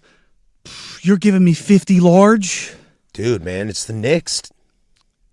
Telling you right now, if I had tickets to a USC national title game and you're giving me 50 grand for it? Yeah, 50 large, and I'll be hanging out with the rest of the city watching on a brick wall on a projector. I got a buddy who sold his 2 tickets to Ohio State. Oregon season ticket holder, sold his tickets to Ohio State, paid for his whole season. That's what I mean. Like, 50 grand, you know what that buys? But you don't see Ohio State. That's the trade-off. That's the trade-off. You got to make that choice. I'm good with that choice. I know you are. I'm good with that. Again, that's an exorbitant amount of money. It's a lot. Like, again, I'm not saying I'm doing this for like face value. No. You're giving me like, let's say what's the courtside ticket cost if you got it at face value? Because they're going for $75K right now. I would imagine they're probably 15. That's a 50K. 60, boom. 60. 60. I'm just roughly 50K. Yeah. If it 100, I'm doing it. Yeah, 100. I'm doing it. You'll give up courtside I next to Shamalama. Yeah. Okay. But again, well, actually, probably not, because if I've had the money to afford those to begin with, you're probably good. Probably good. Right. It's a scaling. That's what I'm thinking. Yeah, it's a scaling. If I got $2,500 tickets and I was in a financial place to do that, I'm probably going to stick with my $2,500 ticket. But if you're going to give me $250,000, ooh, that old baby, hey, you know what I mean? Like, you're giving me the 10x. Whoa, hey. Because that's the thing is like that $25,000 or $50,000 ticket, it's probably $500. Yes. If you have a $500 ticket and somebody's willing to give you $50,000 for it, that I'm probably done. You know what I mean? I'm in on. Like that I'm probably in. I'm in on. I don't think my wife would let me come home. You know what I mean? Like if I didn't do that. I can. You know what I can do with that 50 grand? I can have a really nice watch party. Really nice watch party, and not blink about it. A fascinating thing in Major League Baseball I wanted to share with you, Danny, about scheduling, and I'm curious how this can affect, more specifically, your sport in the NBA, and maybe touch on hockey as well. Some factoids are coming out. Some data is coming out about start times of Major League Baseball, okay? Mm-hmm. We have known over the last few seasons the pitch clock has been a massive success. Yeah, it cut off 40 minutes? Games are under 3 hours. Hell, if you got a 1-0, 2-1 pitching duel, you're looking at games that can be 2 hours and 15 minutes. It's been fantastic for the sport. Well, there is another thing that's going on that people are experimenting with, and it's starting games before 6:30, before 7 o'clock, weird. On weekdays with good weather and good opponents. In 2021, the percentage of games in Major League Baseball started before 6:30 was 21%. Mm-hmm. That number is now 30%. Games that started before 7 p.m. in 2021 was 42%. Right now is 76%. They have almost doubled that number of games starting before 7 p.m., and they're seeing more concession sales, more ticket revenue, because it's a Tuesday night. It's a school night. And this whole idea of, like, especially on the East Coast, well, people work, and it's like, no, man, people don't go. That's the reality. It's too freaking late. My Cleveland Guardians, their vice president of communications and community impact, Curtis Danberg, said that they began testing 6:10 weekday starts in 2015. And his quote was, "It's still obviously difficult to draw during the week, especially because nobody goes to our games anyway, but it gives us the best chance for success, especially when we have good weather and a good opponent." Dude, if it's 6 o'clock and you have a 2.5 hour game, it means you're home by 9. Chicago White Sox, their optimal pre-7 p.m. first pitch. Part of that is the traffic that we have in Chicago. People just didn't want to fight that. And the idea Again, now if you go to a game that first pitch is, the 7:05, the classic Ted Turner thing, or if you're a Mariner fan, like those games start at 7:10 on the regular. Even if it's a 2-hour game, 2.5-hour game, it's 9:30 to get out of there. And to get out of there. And T-Mobile ain't the easiest place to get out of. No. I mean, the freeway is right there. But the parking situation, it's a lot of street parking. It's a lot of like pull and pray kind of situation of where you're going to find a spot. We all have our secret spots up there. It's Thunderdome. But it can be really challenging. But if you're telling me I can get out of there at 8:15, 8:30, imagine what that does to basketball. What if I said, when we talked about the optimal start time, I was like 3:30. That's optimal. And I'm not saying like, just like, the people are like, people don't get off work. If you legitimately made a 5:55 start time in Portland, oh, dude. Bro. You'd sell out every game, I think. It would be nuts. You would have enough time to potentially get home, or you just plan your day around. I'll meet you. Hey, Danny, you and I are going to go. I'll meet you at the stadium. If you're doing something at 6 o'clock or earlier during the week, how much easier is that? If I say something starts at 7:30 on a Wednesday night, what are you going to say? Even if it's something super dope. Yeah. I'll tough it out. Yeah. If I tell you something super dope starts at 6 o'clock. I'm in. I'm there at 5:45. People are like, well, the TV. I'm like, the TV numbers are going to be the TV numbers are going to be right. TV numbers. They're going to be there. Outside of the Cubs, who always start notoriously early, that's just, they didn't play under lights for 100 years. But if you're looking at, when you're looking at these start times and how it relates, I just lost my train of thought. But no, in general, that. I was going to say, now when you're looking at games like, let's take the Sunday night Peacock game, okay, or a Friday night Apple TV game. If you need to start that game on Apple TV at 7:15 your local time, line that up with a dope giveaway that night. Make that the event. Make it appointment Sunday viewing. night baseball, Friday night Apple TV. Make that appointment viewing, appointment attending. Shohei bobblehead night. Yeah, like last night, I watched the Cubs and the Giants play a really, really fascinating 2-1 extra inning ball game in Chicago last night, and that's a really late start time in Chicago because that's like a 7:30 first pitch. On Peacock, their time. 6:30 their time. That's still a late. That game went to extras. But in Wrigley, you got Jason Benetti and Bob Costas in town. Make that the Nico Horner bobblehead night, the Alex Bregman replica jersey night. And I know Wrigley doesn't struggle to sell out, but then you're really incentivizing people to show up. Philly's senior vice president of ticket operations, 25-year club executive. In 2022, they moved their start time from 7:05 to 6:45. 20 minutes. 20 minutes, right? When we moved our first start time to 6:40, I've never had more positive feedback on anything from our season ticket holders. He goes on to say, I couldn't imagine playing a game at 7:05 right now. It's so funny, dude. 20 minutes. It can mean the world. Because now you're home at 9:30 instead of 10. Exactly. It's just, we're talking about all the little levers you can pull for Mitch Johnson and the Spurs. All the little levers you can do around this in consumption, it matters. Robert on the YouTube right now is saying, I work early. Think about the guys who work in the morning, Dirt and Sprague. All right.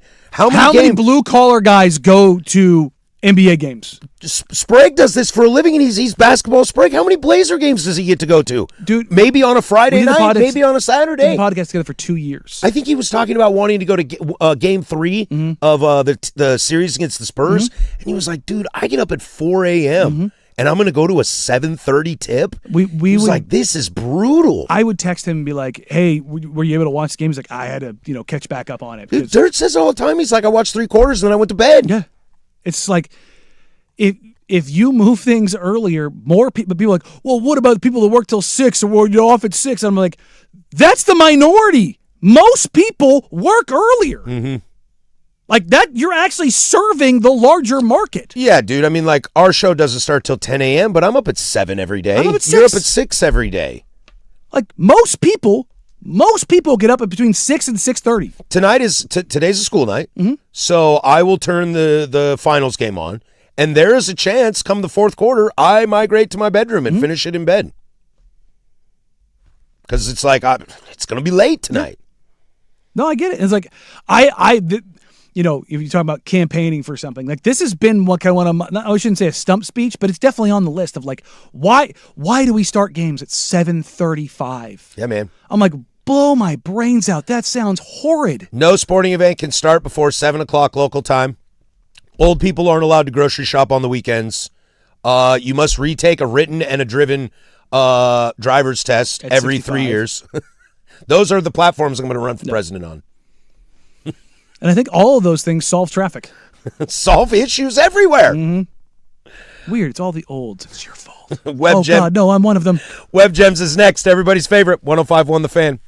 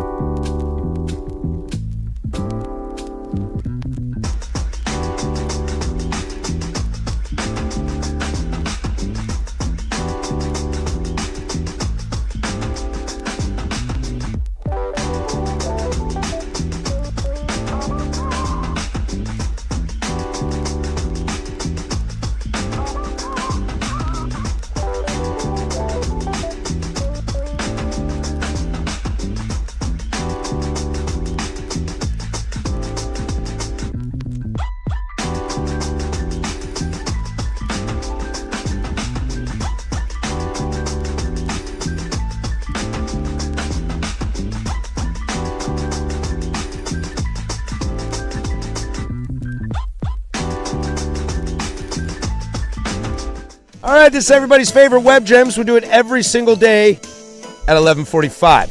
Coming up in the Big Nooner, we'll get back into the NBA Finals, Game 3 tonight in the Garden.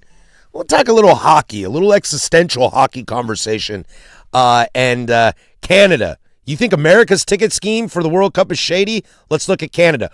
Side note on that, Danny, I'm excited to slip a little World Cup stuff in every single week as opening matches on Thursday. I guess I'll just do the read right now. No, I'll do it later. We'll be at Goal PDX for our show on Friday, GOL PDX, out on Hawthorne, so come check that out. We'll dabble some World Cup stuff in throughout the week. But Web Gems comes to you via the Seattle Mariners versus the Detroit Tigers over the weekend. Really fun series to watch. Detroit is trying to climb out of the basement there, and Seattle's been playing a lot more efficiently of late. This fan had been chirping at Randy Arozarena, who plays left field for the Seattle Mariners in Detroit. Just give him the biz, all right? People are like trying to, what do you call it? Like single out the audio from the TV broadcast to figure out what the fan is saying. He ends up taking a picture and puts it on his Instagram account, and he says, chirping at Randy Arozarena today in Detroit. Second inning, he tosses me this ball.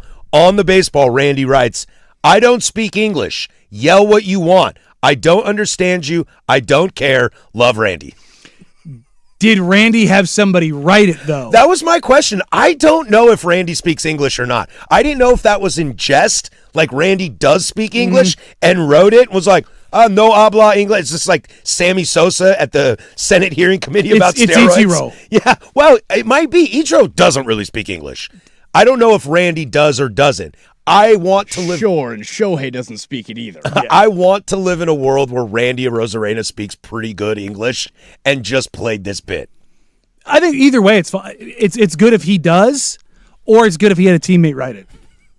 Either way, I don't care. He's got a bilingual teammate who's like, just hits him up in Spanish, like, write this for me. Escribo on bolo, Escribe on pelota. Yeah. On pelota. Pelota. I cannot remember baseball. Randy has been really great at this stuff. He talks to fans. He laughs at fans. He yells at fans if need be. The handshake to Cal Raleigh at the World Baseball Classic. Remember that? Dude, Randy's so good for baseball. He is so good for baseball. Is the guy that chirps, because he's got an account called Trev's Chirps. He must. Is he a clean chirper? I doubt it. Because there's that group of the guys at the Giants games. The Hunter Pence eats a hot dog the long way. Yeah, but it's all like wholesome chirping. For those that haven't caught it, or if you're adjacent to it, it's the "you bum." Like they'll have something that's super corny and then follow it up with "you bum," and the whole section gets into it. It's awesome. Why swear when you can just make people awkward? Yeah, and laugh. Everyone laughs, as opposed to who was it that got into it with a fan? Was it PCA? Oh yeah. Yeah. Yeah, you could hear what the fan says. And bleep my bleep bleep. Bleepity bleep bleep bleep. There's lines you can't look. I once got laser eyes from an NBA official when I was a young fan. I was home on leave. I think I was 20, and I yelled out, "Get off your knees! You're the game." Yep. And it was so quiet. I mean, it was so quiet, and my seats were in a tunnel section. I'm relatively close to the court. Ref snaps his head back at me, and I've still got my hands cupped over my mouth because I yelled it out. Section around me is all laughing, but I was like, "Oh crap! I might get tossed out for that one." I got two of those, my friend, that I'll share with you. One, Washington State is playing UCLA at Beasley Coliseum in Pullman, and I'm in the Zoo Crew, so I'm probably like third row up from center court there, and I did not intend to do it when the place was silent, but everyone's cheering, and I just yelled out. Everybody went quiet, and I yelled, "F you, Aaron Aflalo." And Aaron turned and looked at me, and the cops turned and looked at me, and I was like, oh, God, I'm going to die. And I melted into my seat, and then Aaron hit both those free throws, and we lost. And Aflalo is like that. Yes, and Aflalo just kind of turned and looked at me, and I was like, oh, I'm sorry, Mr. Aflalo. You're really good at basketball. My bad. What's the other time? The other time my buddy and I were at an Indians-Mariners game, all right? And we sat on the third base line about 2 rows up directly behind Terry Francona. Okay, so Tito, we're watching the game from the vantage point of Tito. Fernando Rodney is on the mound, and he had been struggling that season. He had an ERA of like 5.12, and he came out. My buddy and I are just giving Fernando Rodney the business, just giving it to him, laughing, yelling about his ERA. Well, he strikes out 2 guys, and his ERA drops to like 4.97, and we stand up. Give him a rousing round of applause. Congratulations, you're under 5. And we're just hammering him. We look down, and there's Tito, and he's like pointing back at us, and him and Carl Willis are like giggling. Like, you hear these guys? They are relentless. We're in Seattle. And these guys are killing Rodney out there. So that was my like good story. There you go. I got Terry Francona to laugh at my heckling. Get a giggle from Terry. Because I don't normally heckle, but that day was just like, well, dude, we got to. The best hecklers are the ones that can feel the reaction of the bullpen. Because that's the best part. Yeah, we weren't swearing. You know, That's we were like, being wholesome. There's people kids around. Yeah. And we love baseball. We didn't want to get thrown out. No. It's fun. God bless Randy Arozarena. Let's get back into it. A wild party at the Garden tonight. Game 3 of the NBA Finals. That's Danny on Patrick. 105.1 The Fan. This is the International Soccer Report, brought to you by Gold PDX on the corner of Southeast Hawthorne and 18th Avenue. Food, spirits, football.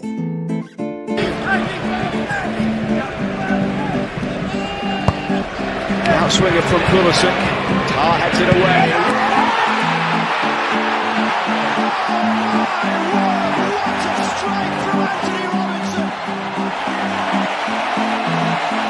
That is Callum Williams and Jamie Watson on TNT. Anthony Robinson with an absolute banger.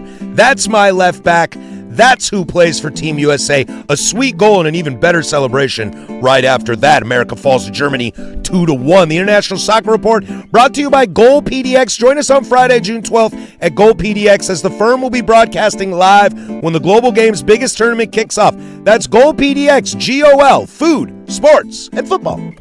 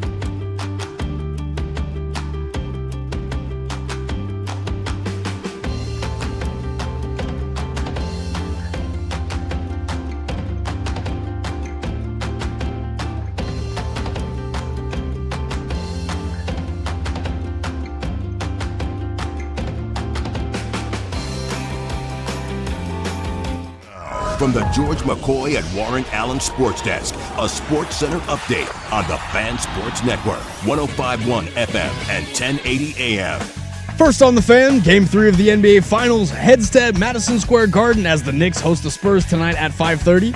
New York leads 2-0 in the series as the Knicks come into tonight's contest as 1.5-point betting favorites. Make sure to catch all of tonight's coverage over on 9:10 AM when pregame tips off at 4:30. Some NCAA breaking news for you as Texas Tech quarterback Brendan Sorsby has been granted a temporary injunction against the NCAA, making him eligible to play for the Red Raiders in 2026. Sorsby was previously ruled ineligible by the NCAA after he wagered approximately $90,000 on professional and college sports over 4 years, including bets involving Indiana football, while he was with the Hoosiers in 2022. As a penalty offered by his attorneys, Sorsby will miss Texas Tech's first 2 games of the season versus Abilene Christian and Oregon State. If you missed it last night, your Portland Fire fell to the LA Sparks 89-72. Darica Hamby and Enyiko Gumake combining for 42 points and 29 rebounds as the Fire have now dropped 3 straight games. Fire will hopefully snap their losing streak this Thursday as they host the Las Vegas Aces at 7 p.m. inside the Moda Center. And finally, another NBA nugget for you as the Atlanta Hawks and head coach Quinn Snyder have agreed to a multi-year contract extension. Snyder has been with the Hawks since 2022 and guided Atlanta to a 46-36 record before losing in the first round this year to the Knicks. And for more sports scores and stories in 30 minutes, I'm Laura Case from the George McCoy at Warren Allen Sports Desk. Hurt, missing work? Insurance companies acting like jerks? Don't call your mom. Call George McCoy at WarrenAllen.com. Sports Saturday with Joe Fisher.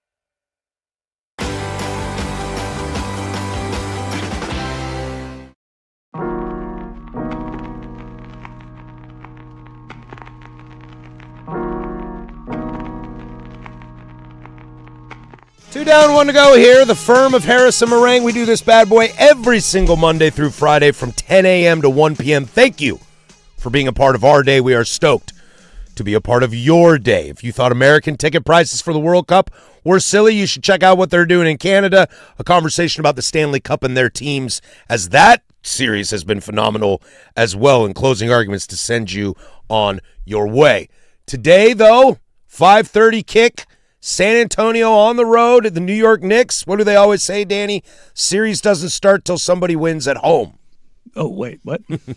Well, I mean, let's talk about it from a realistic standpoint. If the Spurs win tonight, everything the Knicks did, not that it doesn't matter, but it's gone as far as home court. If the Spurs win tonight, there is a world in which the spread on Game 4 is like -1.5. Yeah, is a toss-up.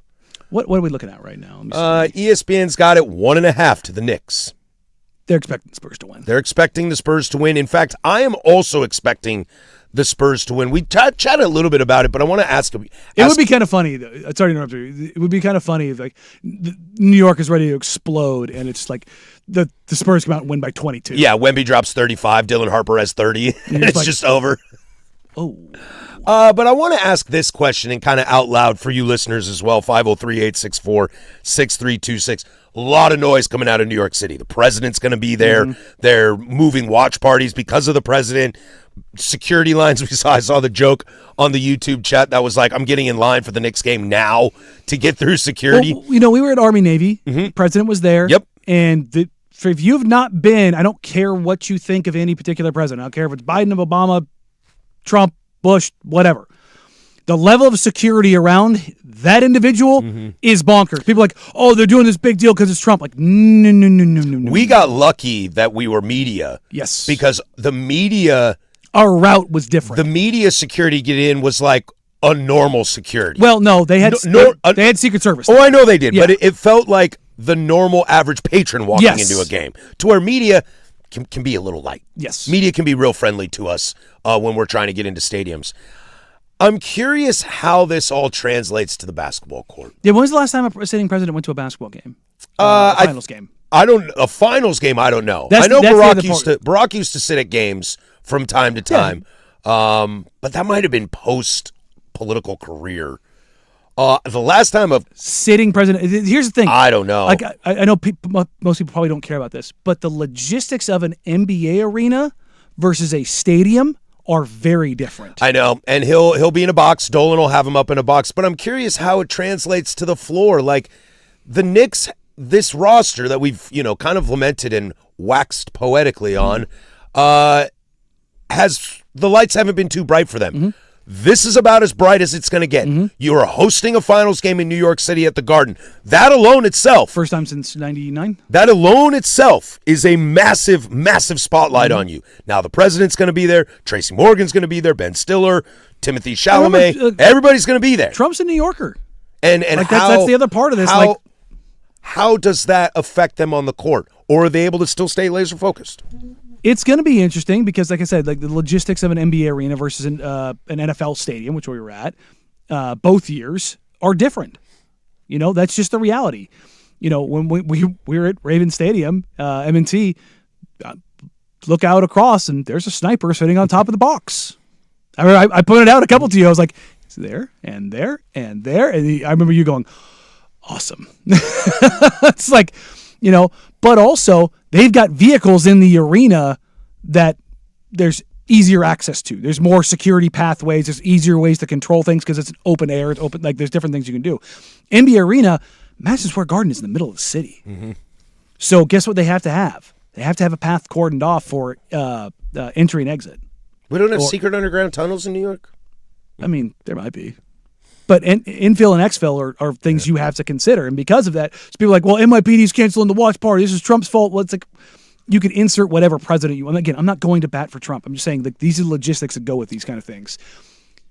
People getting mad about that is like, if it was Biden or Obama or whoever, would it be the same reaction? Yeah, it would be. It's because that's the logistics that go with this. Trump is the first sitting U.S. president to attend an NBA Finals game.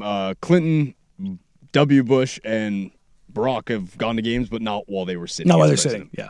And again, they have Secret Service with them for the rest of their lives. Like, it's not quite the level that it is because they're not a sitting president, but it's not a joke.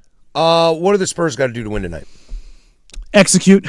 I know it sounds dumb, but it's execute and win on the margins. That's really what it comes down to. They didn't turn the ball over like at a crippling rate, but they turned the ball over too much. 16 turnovers is too much. They need to get the 3-point volume up. They need to spread the Knicks out so that they can't tag. They have to be scared to tag Wemby on rolls. That's what the Knicks are not afraid to shoot threes, even if they're wildly inefficient. Looking at you, Jalen Brunson, they're not afraid to shoot Volume threes. matters because of what it does to a defense. So the Knicks end up shooting 38 threes. The Spurs were at 29. They're going to have to get the volume up.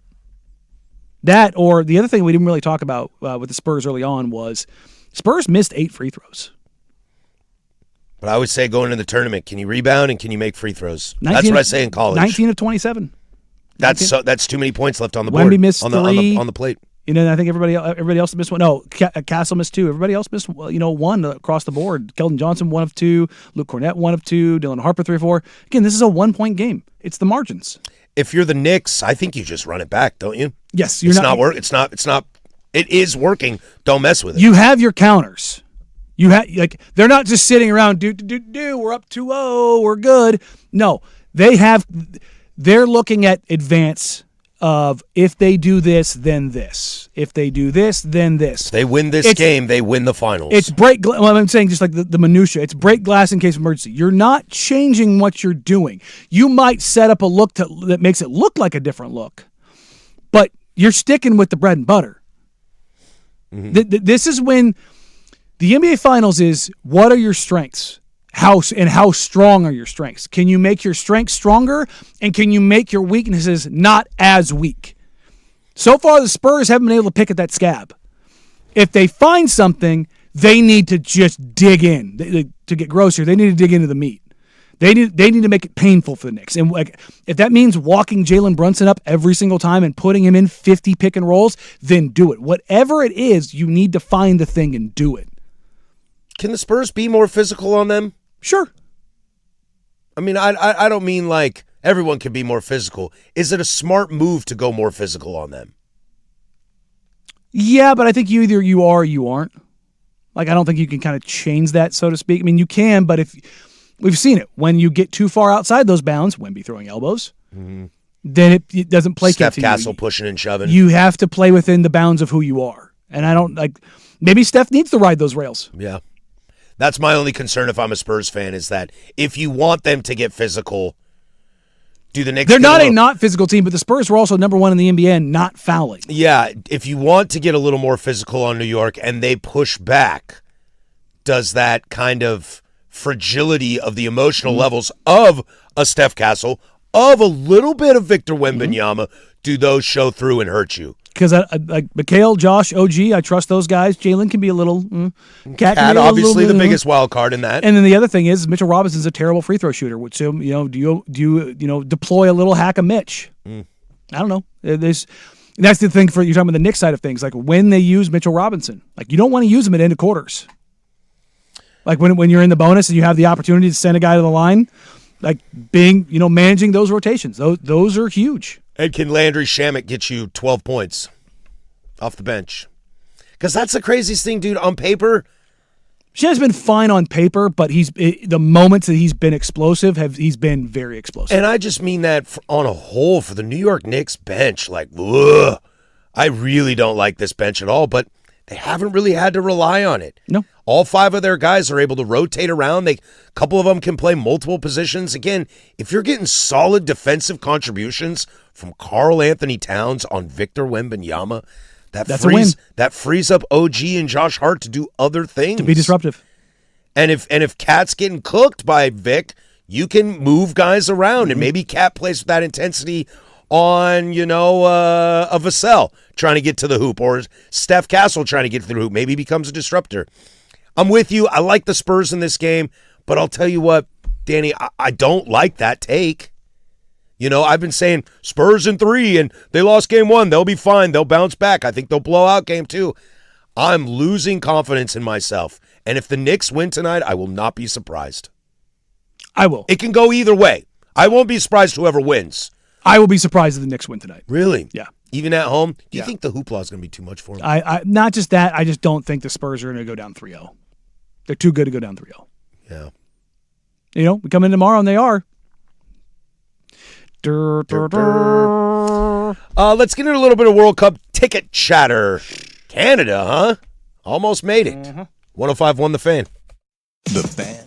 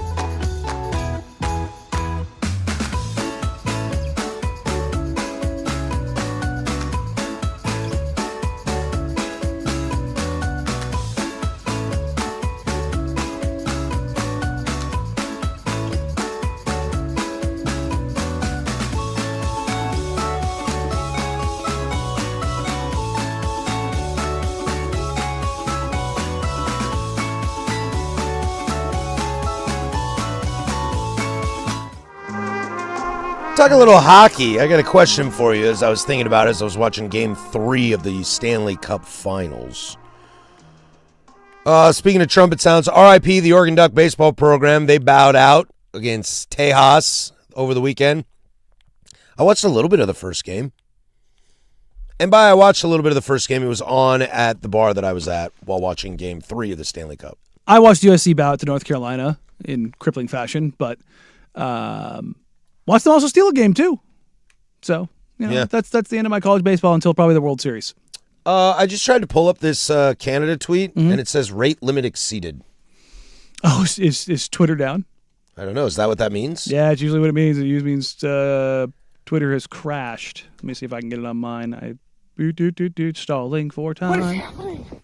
Stalling for time. Does he have no conscience? Does he have no heart? Yep, I got it. All right. Came up for me. So I've been bitching and moaning about ticket prices in the secondary market and how terrified I am that these games are going to be empty stadiums frequently. And then Canada put this out, Danny. You put this across my face. Read that for me. So Isaac Callan, digital journal with global news focusing on Toronto, Ontario politics, had this. The city of Toronto says only a fraction of the 2026 FIFA World Cup tickets it bought as an investment remain unsold, with a soccer gamble looking to pay off a week before games begin. It was then quote tweeted and confirmed, this is the wildest World Cup story yet. If someone in Toronto sells a ticket above face value, you get fined $25,000. Now, I like that. I like that a lot.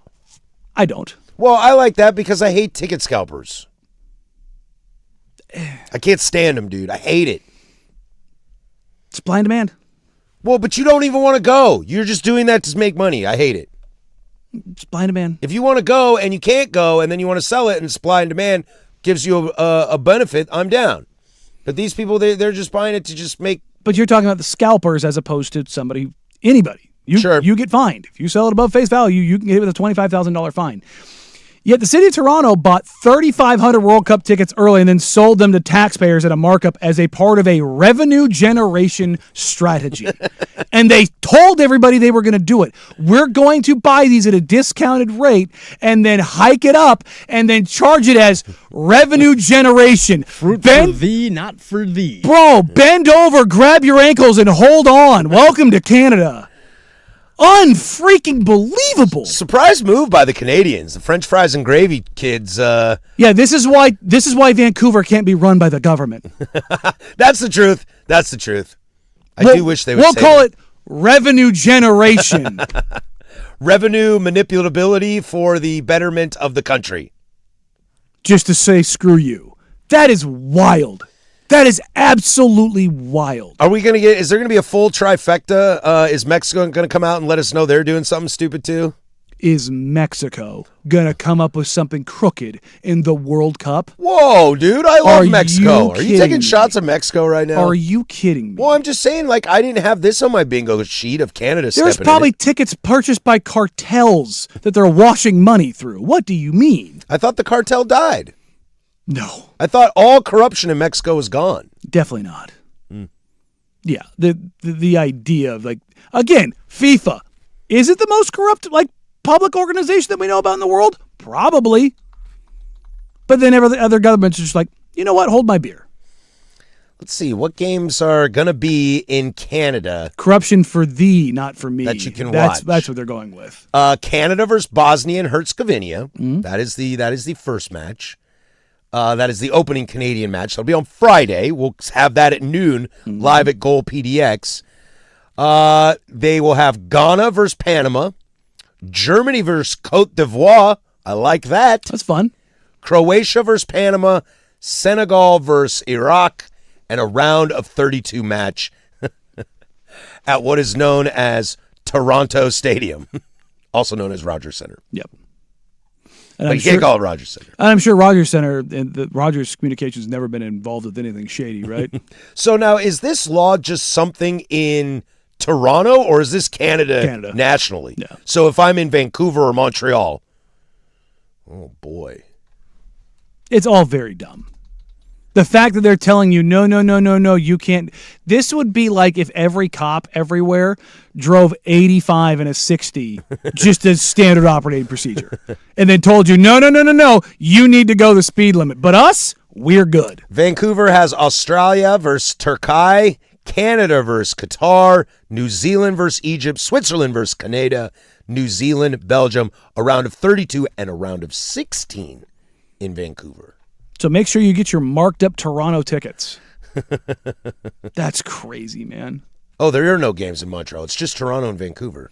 Yeah, I who thought wants they to go would to- have done something in Montreal. Nobody wants to go to Montreal. Dude, your hatred for the French is unbelievable. They want to be their own country. So let them. I don't care. I mean, I'd be okay with that. I really want to go to Montreal really badly. It's good food. That's what I've heard. It does have good food, but the rest of the city, I'm good. You're in an English-speaking nation. Speak English. Okay. I'm curious. Do you think these games are going to be filled? Do you think there'll be seats? Do you think it'll be like a really bad look on TV? No, it's going to be full. Yeah. It was full in Qatar, dude. Yeah, but I don't think It was it's hard. full in South Africa. Yeah, but I don't think ticket prices were this. Yes, they were. I'm going to go back to SeatGeek. People died, That's and the seats were filled. That's true. Let's see. I keep going back to this. This is USA, Australia. How many people did Russia kill? Oh, I have no idea. How many are they killing right now? I mean, like, it was full in South Africa. Ticket prices for the 2022 FIFA World Cup in Qatar ranged from roughly $11 for local residents to $16.07 for the general public. That's USD. $11 for the locals? That's USD though. The value of the dollar. Dude, that's so dope. Also, 11 COVID. bucks. $11 would be awesome. I keep using the Seattle game of the USA versus Australia, which will be Friday on Juneteenth. The cheapest seats right now, $12.42 For Seattle? for Seattle. $1,200 And you are in the upper deck behind the goal to the right. Yeah, I wouldn't pay that. There's 237 listings of tickets available right now. You want half line? Let's see. Half line. Why does this say obstructed view? Because there's something in front of you. Oh, yeah. Staring at a pillar. Pillar, No. seat, This wall. is like row B, like second from the grass.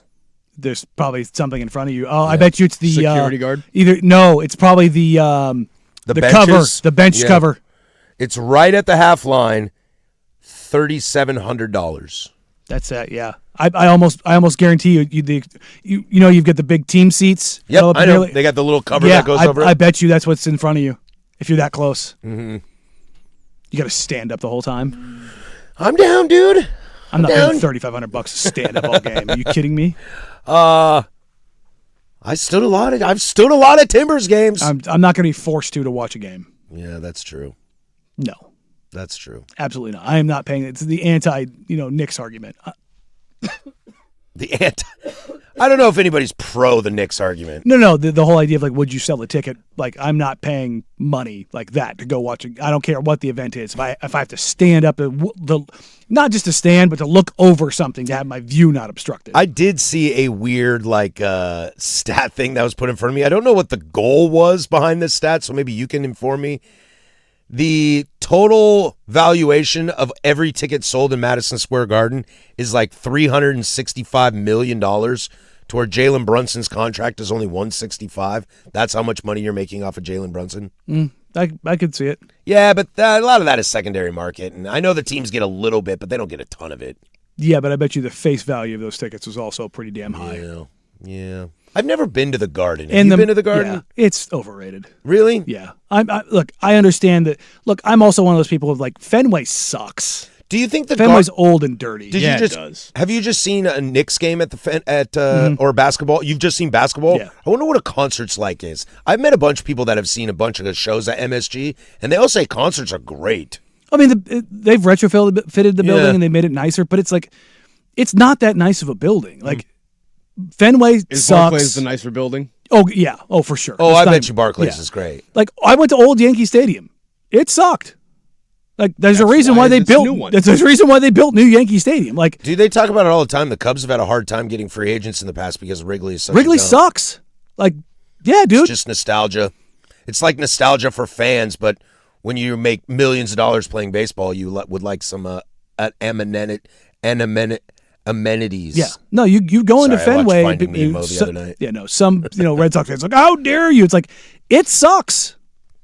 Old Yankee Stadium. Don't get me wrong. Walking around there was cool, but it was a dump. Again, Fenway floods in the wintertime sometimes. Dude, you weren't. Dusty was with me at Army Navy in D.C. Mm-hmm. FedEx Field is an asshole. Oh, really? That place sucks. Well, it killed Robert Griffin III. Well, it also smells like literal crap. That's not a good thing. Like, they have plumbing problems. Like, when you have, this is the argument against Moda. People are like, well, Moda's fine. Go to any arena in the NBA. It's been built in the last 10 years, and Moda's a dump. Moda's not fine. I will join you on that. I do not enjoy Moda as Like, much is as it a I place used that you to. can watch a basketball game? Sure. So is Memorial Coliseum. Yeah. I haven't been to the new Memorial upgrade either. It's nice. I'd like to see that. Everybody says it's nice It like, is. for a Winterhawks game. Yeah, no, but for what it is, it's nice. Mm-hmm. It's a building that was built in, 1966 or something like that. Like, it's old. Side note, I bought tickets to a Pickles game in a couple weeks. Oh, yeah. Me and the fam were going. Shout out our guys at the Pickles. I said, Joe and Jeremiah. I was talking to Bubba, and he said, I want to go to a baseball game. And I was like, cool, you want to go to a Mariner game? And he goes, no, I want to go to a Pickles game. And for a moment, I said to myself, what? I want to go to a Major League. Wait a sec. Kid, you just saved me like $500. Yeah.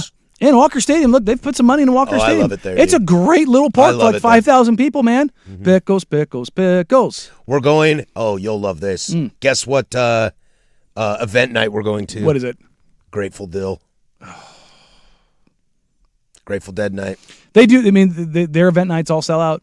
They do a great job with it. Last night, I should have taken the kids last night because last night was Hannah Montana night. Oh, gosh. My middle girl, Miss Claire, she is all about Hannah Montana. Miss Montana? Now. All about Hannah Montana right now.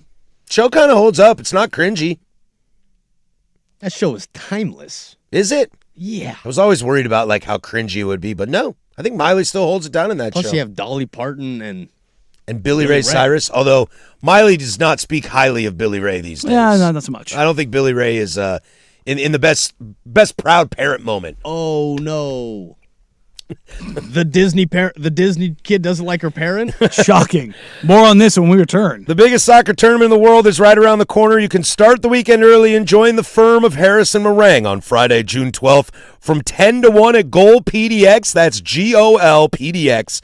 Catch the action on the big screens with a cup of your favorite beverage. An expanded viewing area at Goal PDX brings a block party feel throughout the entire tournament. You can join us and the fan at Goal PDX on Friday, June 10th from 10 to 1. Canada will kick off pool play at noon. You can stick around and catch the USA game at 5.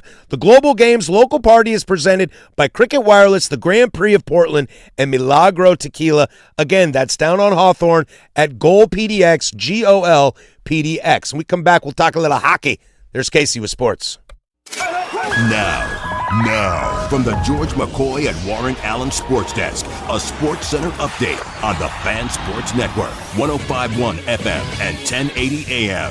This sports update is brought to you by Reynolds Defense Firm. If you've been arrested for a DUI, you need a team of attorneys that you can put your trust into. Call Reynolds Defense Firm today, online at reynoldsdefensefirm.com. First on the Fan, Game 3 of the NBA Final heads to Madison Square Garden tonight as the Knicks host the Spurs at 5:30. New York leads 2-0 in the series as the Knicks come into tonight's contest as 1.5-point betting favorites. Make sure to catch all of tonight's coverage over on 9:10 a.m. when pregame tips off at 4:30. Some NCAA breaking news for you as Texas Tech quarterback Brendan Sorsby has been granted a temporary injunction against the NCAA, making him eligible to play for the Red Raiders in 2026. Sorsby was previously ruled ineligible by the NCAA after he wagered approximately $90,000 on professional and college sports over 4 years, including bets involving Indiana football, while he was a freshman with the Hoosiers in 2022. As a penalty offered by his attorneys, Sorsby will miss Texas Tech's first 2 games of the season versus Abilene Christian and Oregon State. If you missed it last night, your Portland Fire fell to the LA Sparks 89-72. Darica Hambian and Yiko Gumake combining for 42 points and 29 rebounds as the Fire have now dropped 3 straight. Fire will hopefully snap their losing streak this Thursday as they host the Aces at 7 p.m. inside the Moda. And finally, another NBA nugget for you, as the Atlanta Hawks and head coach Quinn Snyder have agreed to a multi-year contract extension. Snyder has been with the Hawks since 2022 and guided Atlanta to a 46-36 record before losing in the first round this year to the Knicks in 6 games. And for more sports scores and stories in 30 minutes, I'm Lowercase from the George McCoy at Warren Allen Sports Desk. Hurt, missing work, insurance companies acting like jerks. Don't call your mom, call George McCoy at warrenallen.com. The home of the firm of Harris.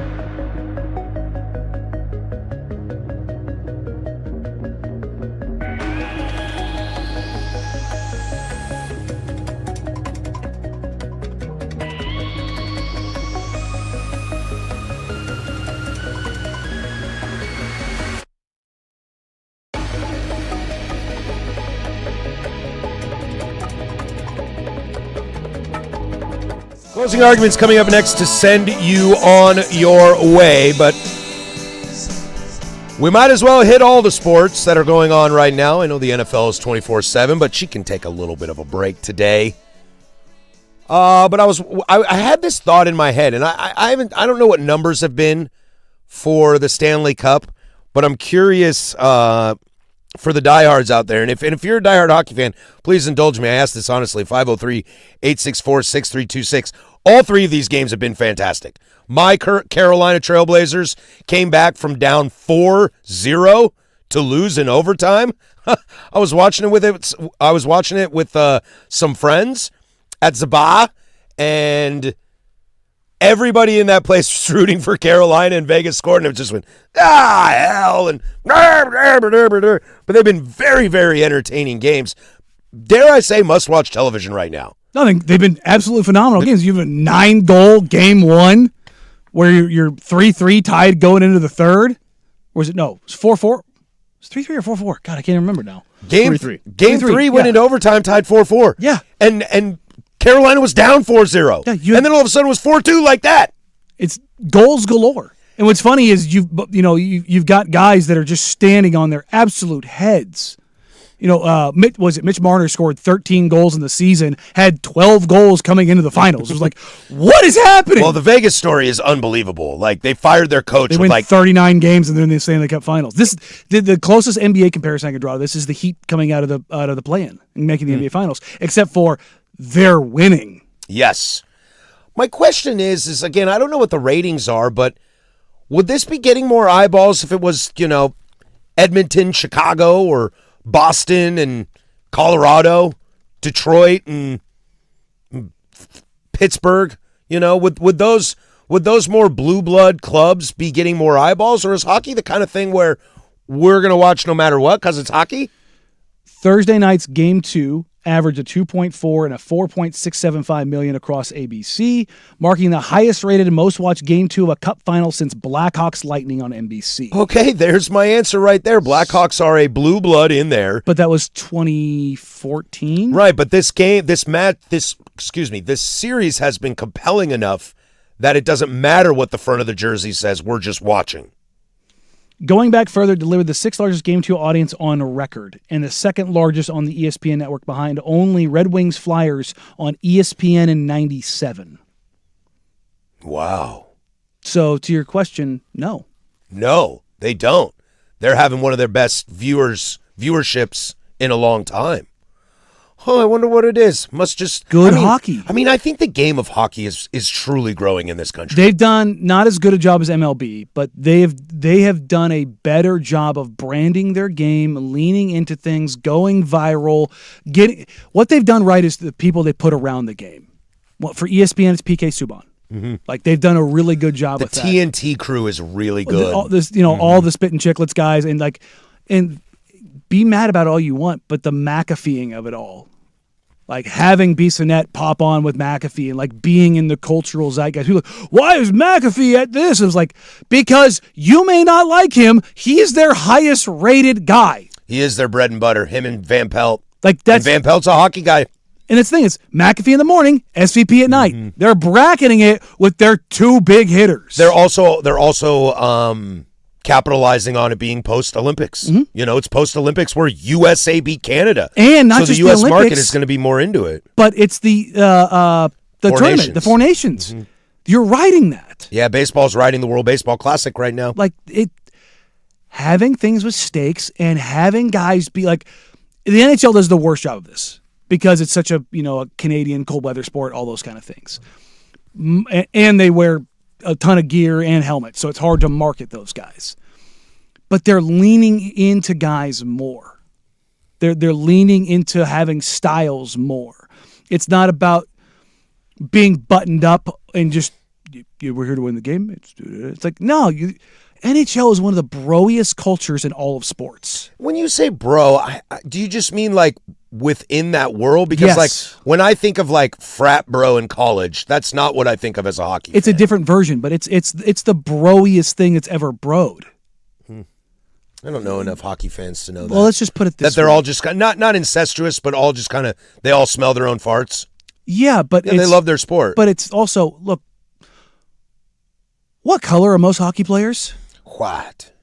Like, it's a very undiverse culture that is propagated, that feeds on itself. But it's not very inclusive. I'm not talking about just diversity. I mean, like, you're either a hockey fan or you're not. How many people do you know are like, no, I'm okay with hockey. I watch hockey. That's not the majority. The majority are like, they are hockey people. It's similar to baseball. Well, I actually think I run into more people that are, I watch a little bit of hockey. I don't think that's... But I do have a handful of friends that are diehard hockey. And that's the thing. It's like, when you're in that circle, you're in it. And that's the same. The players are the same way. Because it's baked in. Mm-hmm. and they've done a good job of opening those doors. This texter giving all the credit to Heated Rivalry, boosting the ratings. Yes. Have you seen that TV show? God. Have you? Did you watch any of it? No. I have seen some of it. Not my jam. It is hot and steamy. It's Danny's screensaver. Yeah. It is hot and definitely steamy. not my jam. Dude, let me tell you what. That show is not about hockey. It's not about hockey at all.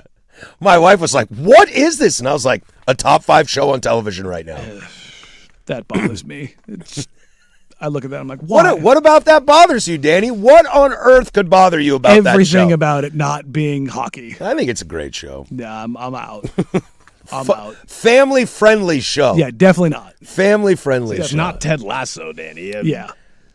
It's better. When is Ted Lasso going to do hockey?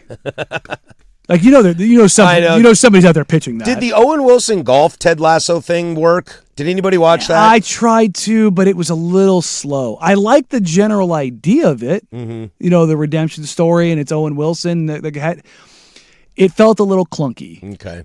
Felt a little clunky. I'm still rooting for the Carolina Trailblazers to win the Stanley Cup. What happens if they lose 4-1?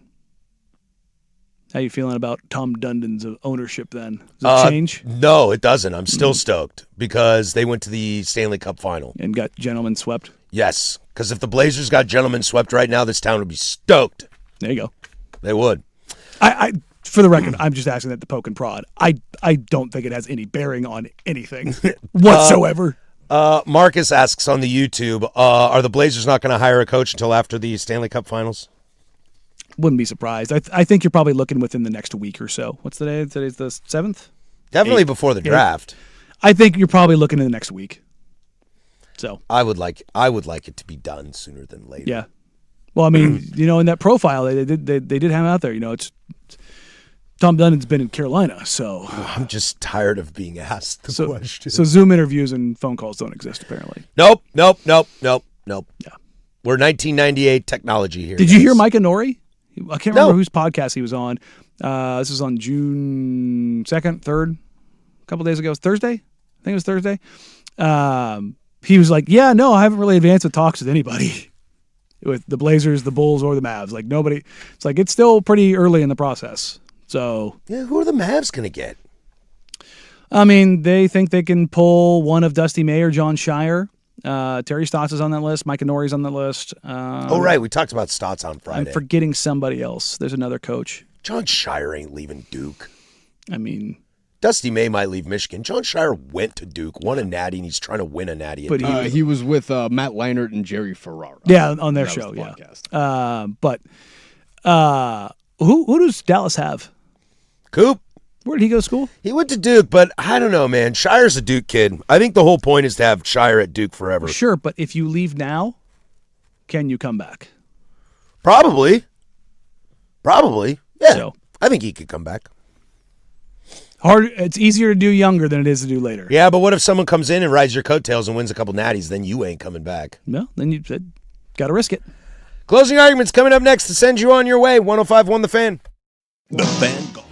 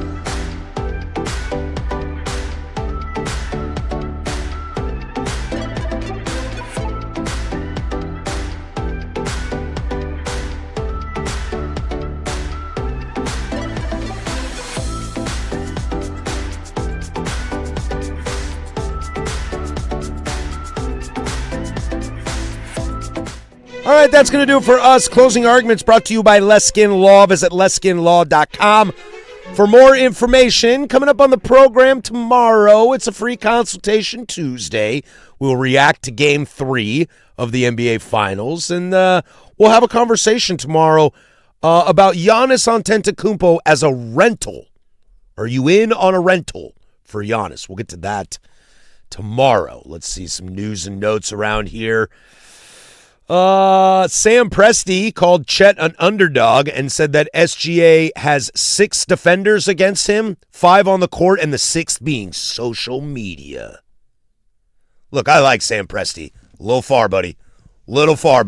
Social media doesn't have a whistle, pal. It's a little eye-rolling. I'm an SGA guy. I'm a Sam Presti guy. Presti went out there and said, let me put the shield up for you. Yeah, SGA. no I got kidding. you. I get it, sticking up for your guys. Like, I totally get I remember that. SGA's camp sent a cease and desist letter to a company for, making a meme of him basically saying he's a flopper. It's like... And I saw people just trying to justify it, mostly OKC fans, of like, well, they're using his likeness. That's just across the board. Which, sure, but that's not what bothers you. Is SJ Kevin Durant softy? No. He doesn't come across that way. No, but there's some of that. There's a little There's softy. a little sprinkly. Are all the Canadian players really sensitive? Weird. All of them. Every last one of them. Okay. Why'd you ask him that? That was a question. You knew where he was going to go. Genuine question. You knew what he was going to do. We can go down the entire roster. It's going to take shot at Canadians. I blame Drake. Perfect. Weird. I credit Neil Young. How about that? You can blame Drake. We can go down Canada's I'll credit roster. Neil You Young. find me the normal dude on it. Celine Dion. Find me the normal dude on Canada's roster. Dylan Brooks. Absolutely not. Shaden Sharp. Nope. Zach Edey's a psychopath. Andrew Wiggins. Oh, yeah. Yep. Shea Gilgeous-Alexander. Nope. It's got to be Kelly somebody. Olynyk. Nope. Nope. I can't do the Kelly Olynyk. RJ Barrett? Nope. No, definitely not.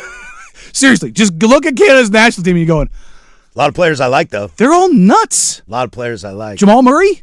I love Jamal Murray. Yeah. Let's see. Quinn Snyder got a multi-year extension with the Hawks. Can you imagine? Shocking. Can you imagine the Hawks almost beat the Knicks? Mm-hmm. Hawks would take the Spurs in 5. You heard it here. No, Hawks are fun, man. I love Quinn. I love Quinn Snyder. I would die to have Quinn Snyder in Portland. To not take a shot at Canadian, Quinn Snyder, he's a Seattle guy? He's Seattle. Oh, is he? That's kind of cool. Maybe he's one of the islands. Is he Bainbridge? Mercer Island. Mercer? Okay, Mercer. yeah. Oh, yeah, I knew that. Mercer Island. Quinn Snyder, weird dude, but love him. To keep up with the trend here, I'll tell you some cool pitchers pitching tonight. Oh, God, here we go. Emerson Hancock on the bump for Seattle against Baltimore. That's a good watch. Gavin Williams is on the bump against Will Warren. Cleveland hosting the Yankees. Christopher Sanchez is on the bump for the Phillies. He is really good. Logan Webb is back for the Giants. He is really good. There's a night game at 7:05 that I'll catch the end of after the finals game. Baseball. I'm also watching France play the Republic of Northern Ireland. Deere and Fox said, it's inconvenient, minor inconveniences to have the president at the game tonight because he goes, we're getting treated like it's TSA, man. When was the last time TSA shook you down, Deere and Fox? Yeah. What are you talking about? Are you guys not on a bus that gets like shuffled through and somebody? They don't go through the terminal. They have their own. They get pulled up right to the jet. Yeah, like this whole idea. They walk onto the jet from the tarmac. So yeah, no. The last time they went through TSA was when they flew commercial somewhere. I'll bet you the president leaves at halftime. Or gets there. Well, no. He won't get there late. He'll want to be there at the beginning of the game. Yeah. It's interesting. Does he fall asleep at the game today? I feel like the odds on that are negative money. See, minus 110. See, I don't think he will because it's like later enough in the night. The dude stays up all night rage tweeting. So it's like he probably just woke up from his nap and is ready to go. He's definitely napping on the way there. Slam a quarter pounder with cheese and a Diet Coke and he's ready to go. Little artery clogger. Yeah, why not? Oh, just please don't let anything stupid happen tonight. Oh, no, I don't think anything stupid will happen tonight. Let's see. I just want to watch my basketball. I want to know, like the surprise celebrities that'll be at the game tonight. Charles Oakley? No, not allowed in the building. Wearing a Spurs jersey. That'd be awesome. Did you hear the beat? He's the Because special guest of Tim Duncan. Dan Gilbert wasn't going to allow Knicks fans to sit courtside in that series, and had it gone back to New York, Dolan was going to put Dan Gilbert like in the 300s. I was like, that's pretty good. That's pretty good. I did see that they sold the chair that T Swizzle sat on. Yeah. Let me see if I can find how much it went for. Oh, no way. James Dolan found a way to make a buck, huh? Swift sat on Cleveland. That's crazy. Oh, the one in Cleveland, not the one in New York? It is up for auction. Not Travis Kelce's. It's just Taylor Swift is up for auction. The listing on the Realist. Opening bidding, current bid is $6,500. That's akin to the OnlyFans people that were selling canned farts. Dude, that's the level that we're at. It can't say her name because of like NIL. Courtside chair used by one of the biggest music artists in the world and a 14-time Grammy winner during Eastern Conference Finals Game 3 at Rocket Arena. I wonder if some Swiftie will get after it. Yeah, I mean, an owner that made their money in predatory loans. No way. Cleveland's won a title under Dan Gilbert. No, plenty of terrible people have won titles. Yeah, they're all going to. I think I'm going to take the Knicks tonight. I think I'm going to go back on that. 3-0? Okay. I'm staying with so. Spurs. I've been riding this Knicks train for a while. I know. I remember having a conversation with multiple people before this series, and I was just like, I just don't see it. Boy, am I wrong. There's a number for you. I've got ESPN over your shoulder. Dylan Harper's the fourth rookie since 1950 to score 14 or more in each of his first two finals games. I'd like to know what those other rookies are. In the postseason, he's averaging 13, 6, and 3 on 53% from the field. I'd really like to know who those other guys are. Why don't they just tell me that? I know, because they got to get you hooked. Yeah, I suppose. That's crazy, man. He's going to be really good. Well, NBA Finals Game 3 tonight, 5:30 kick on ABC. A little baseball as well. We'll come back tomorrow and break that all down for everybody. There is a bonus hour of Happy Hour with Luke Anderson from here till August, so he is next. He'll be in here shortly. Closing Arguments brought to you by Leskin Law. Visit LeskinLaw.com for more information. Leskin Law's one-day divorce mediation, peace treaties, not war plans. That'll do it for us. We will catch you all mañana. For Danny Marang, that's Casey Smith. I'm Patrick Harris. Go do something I would do. Bye.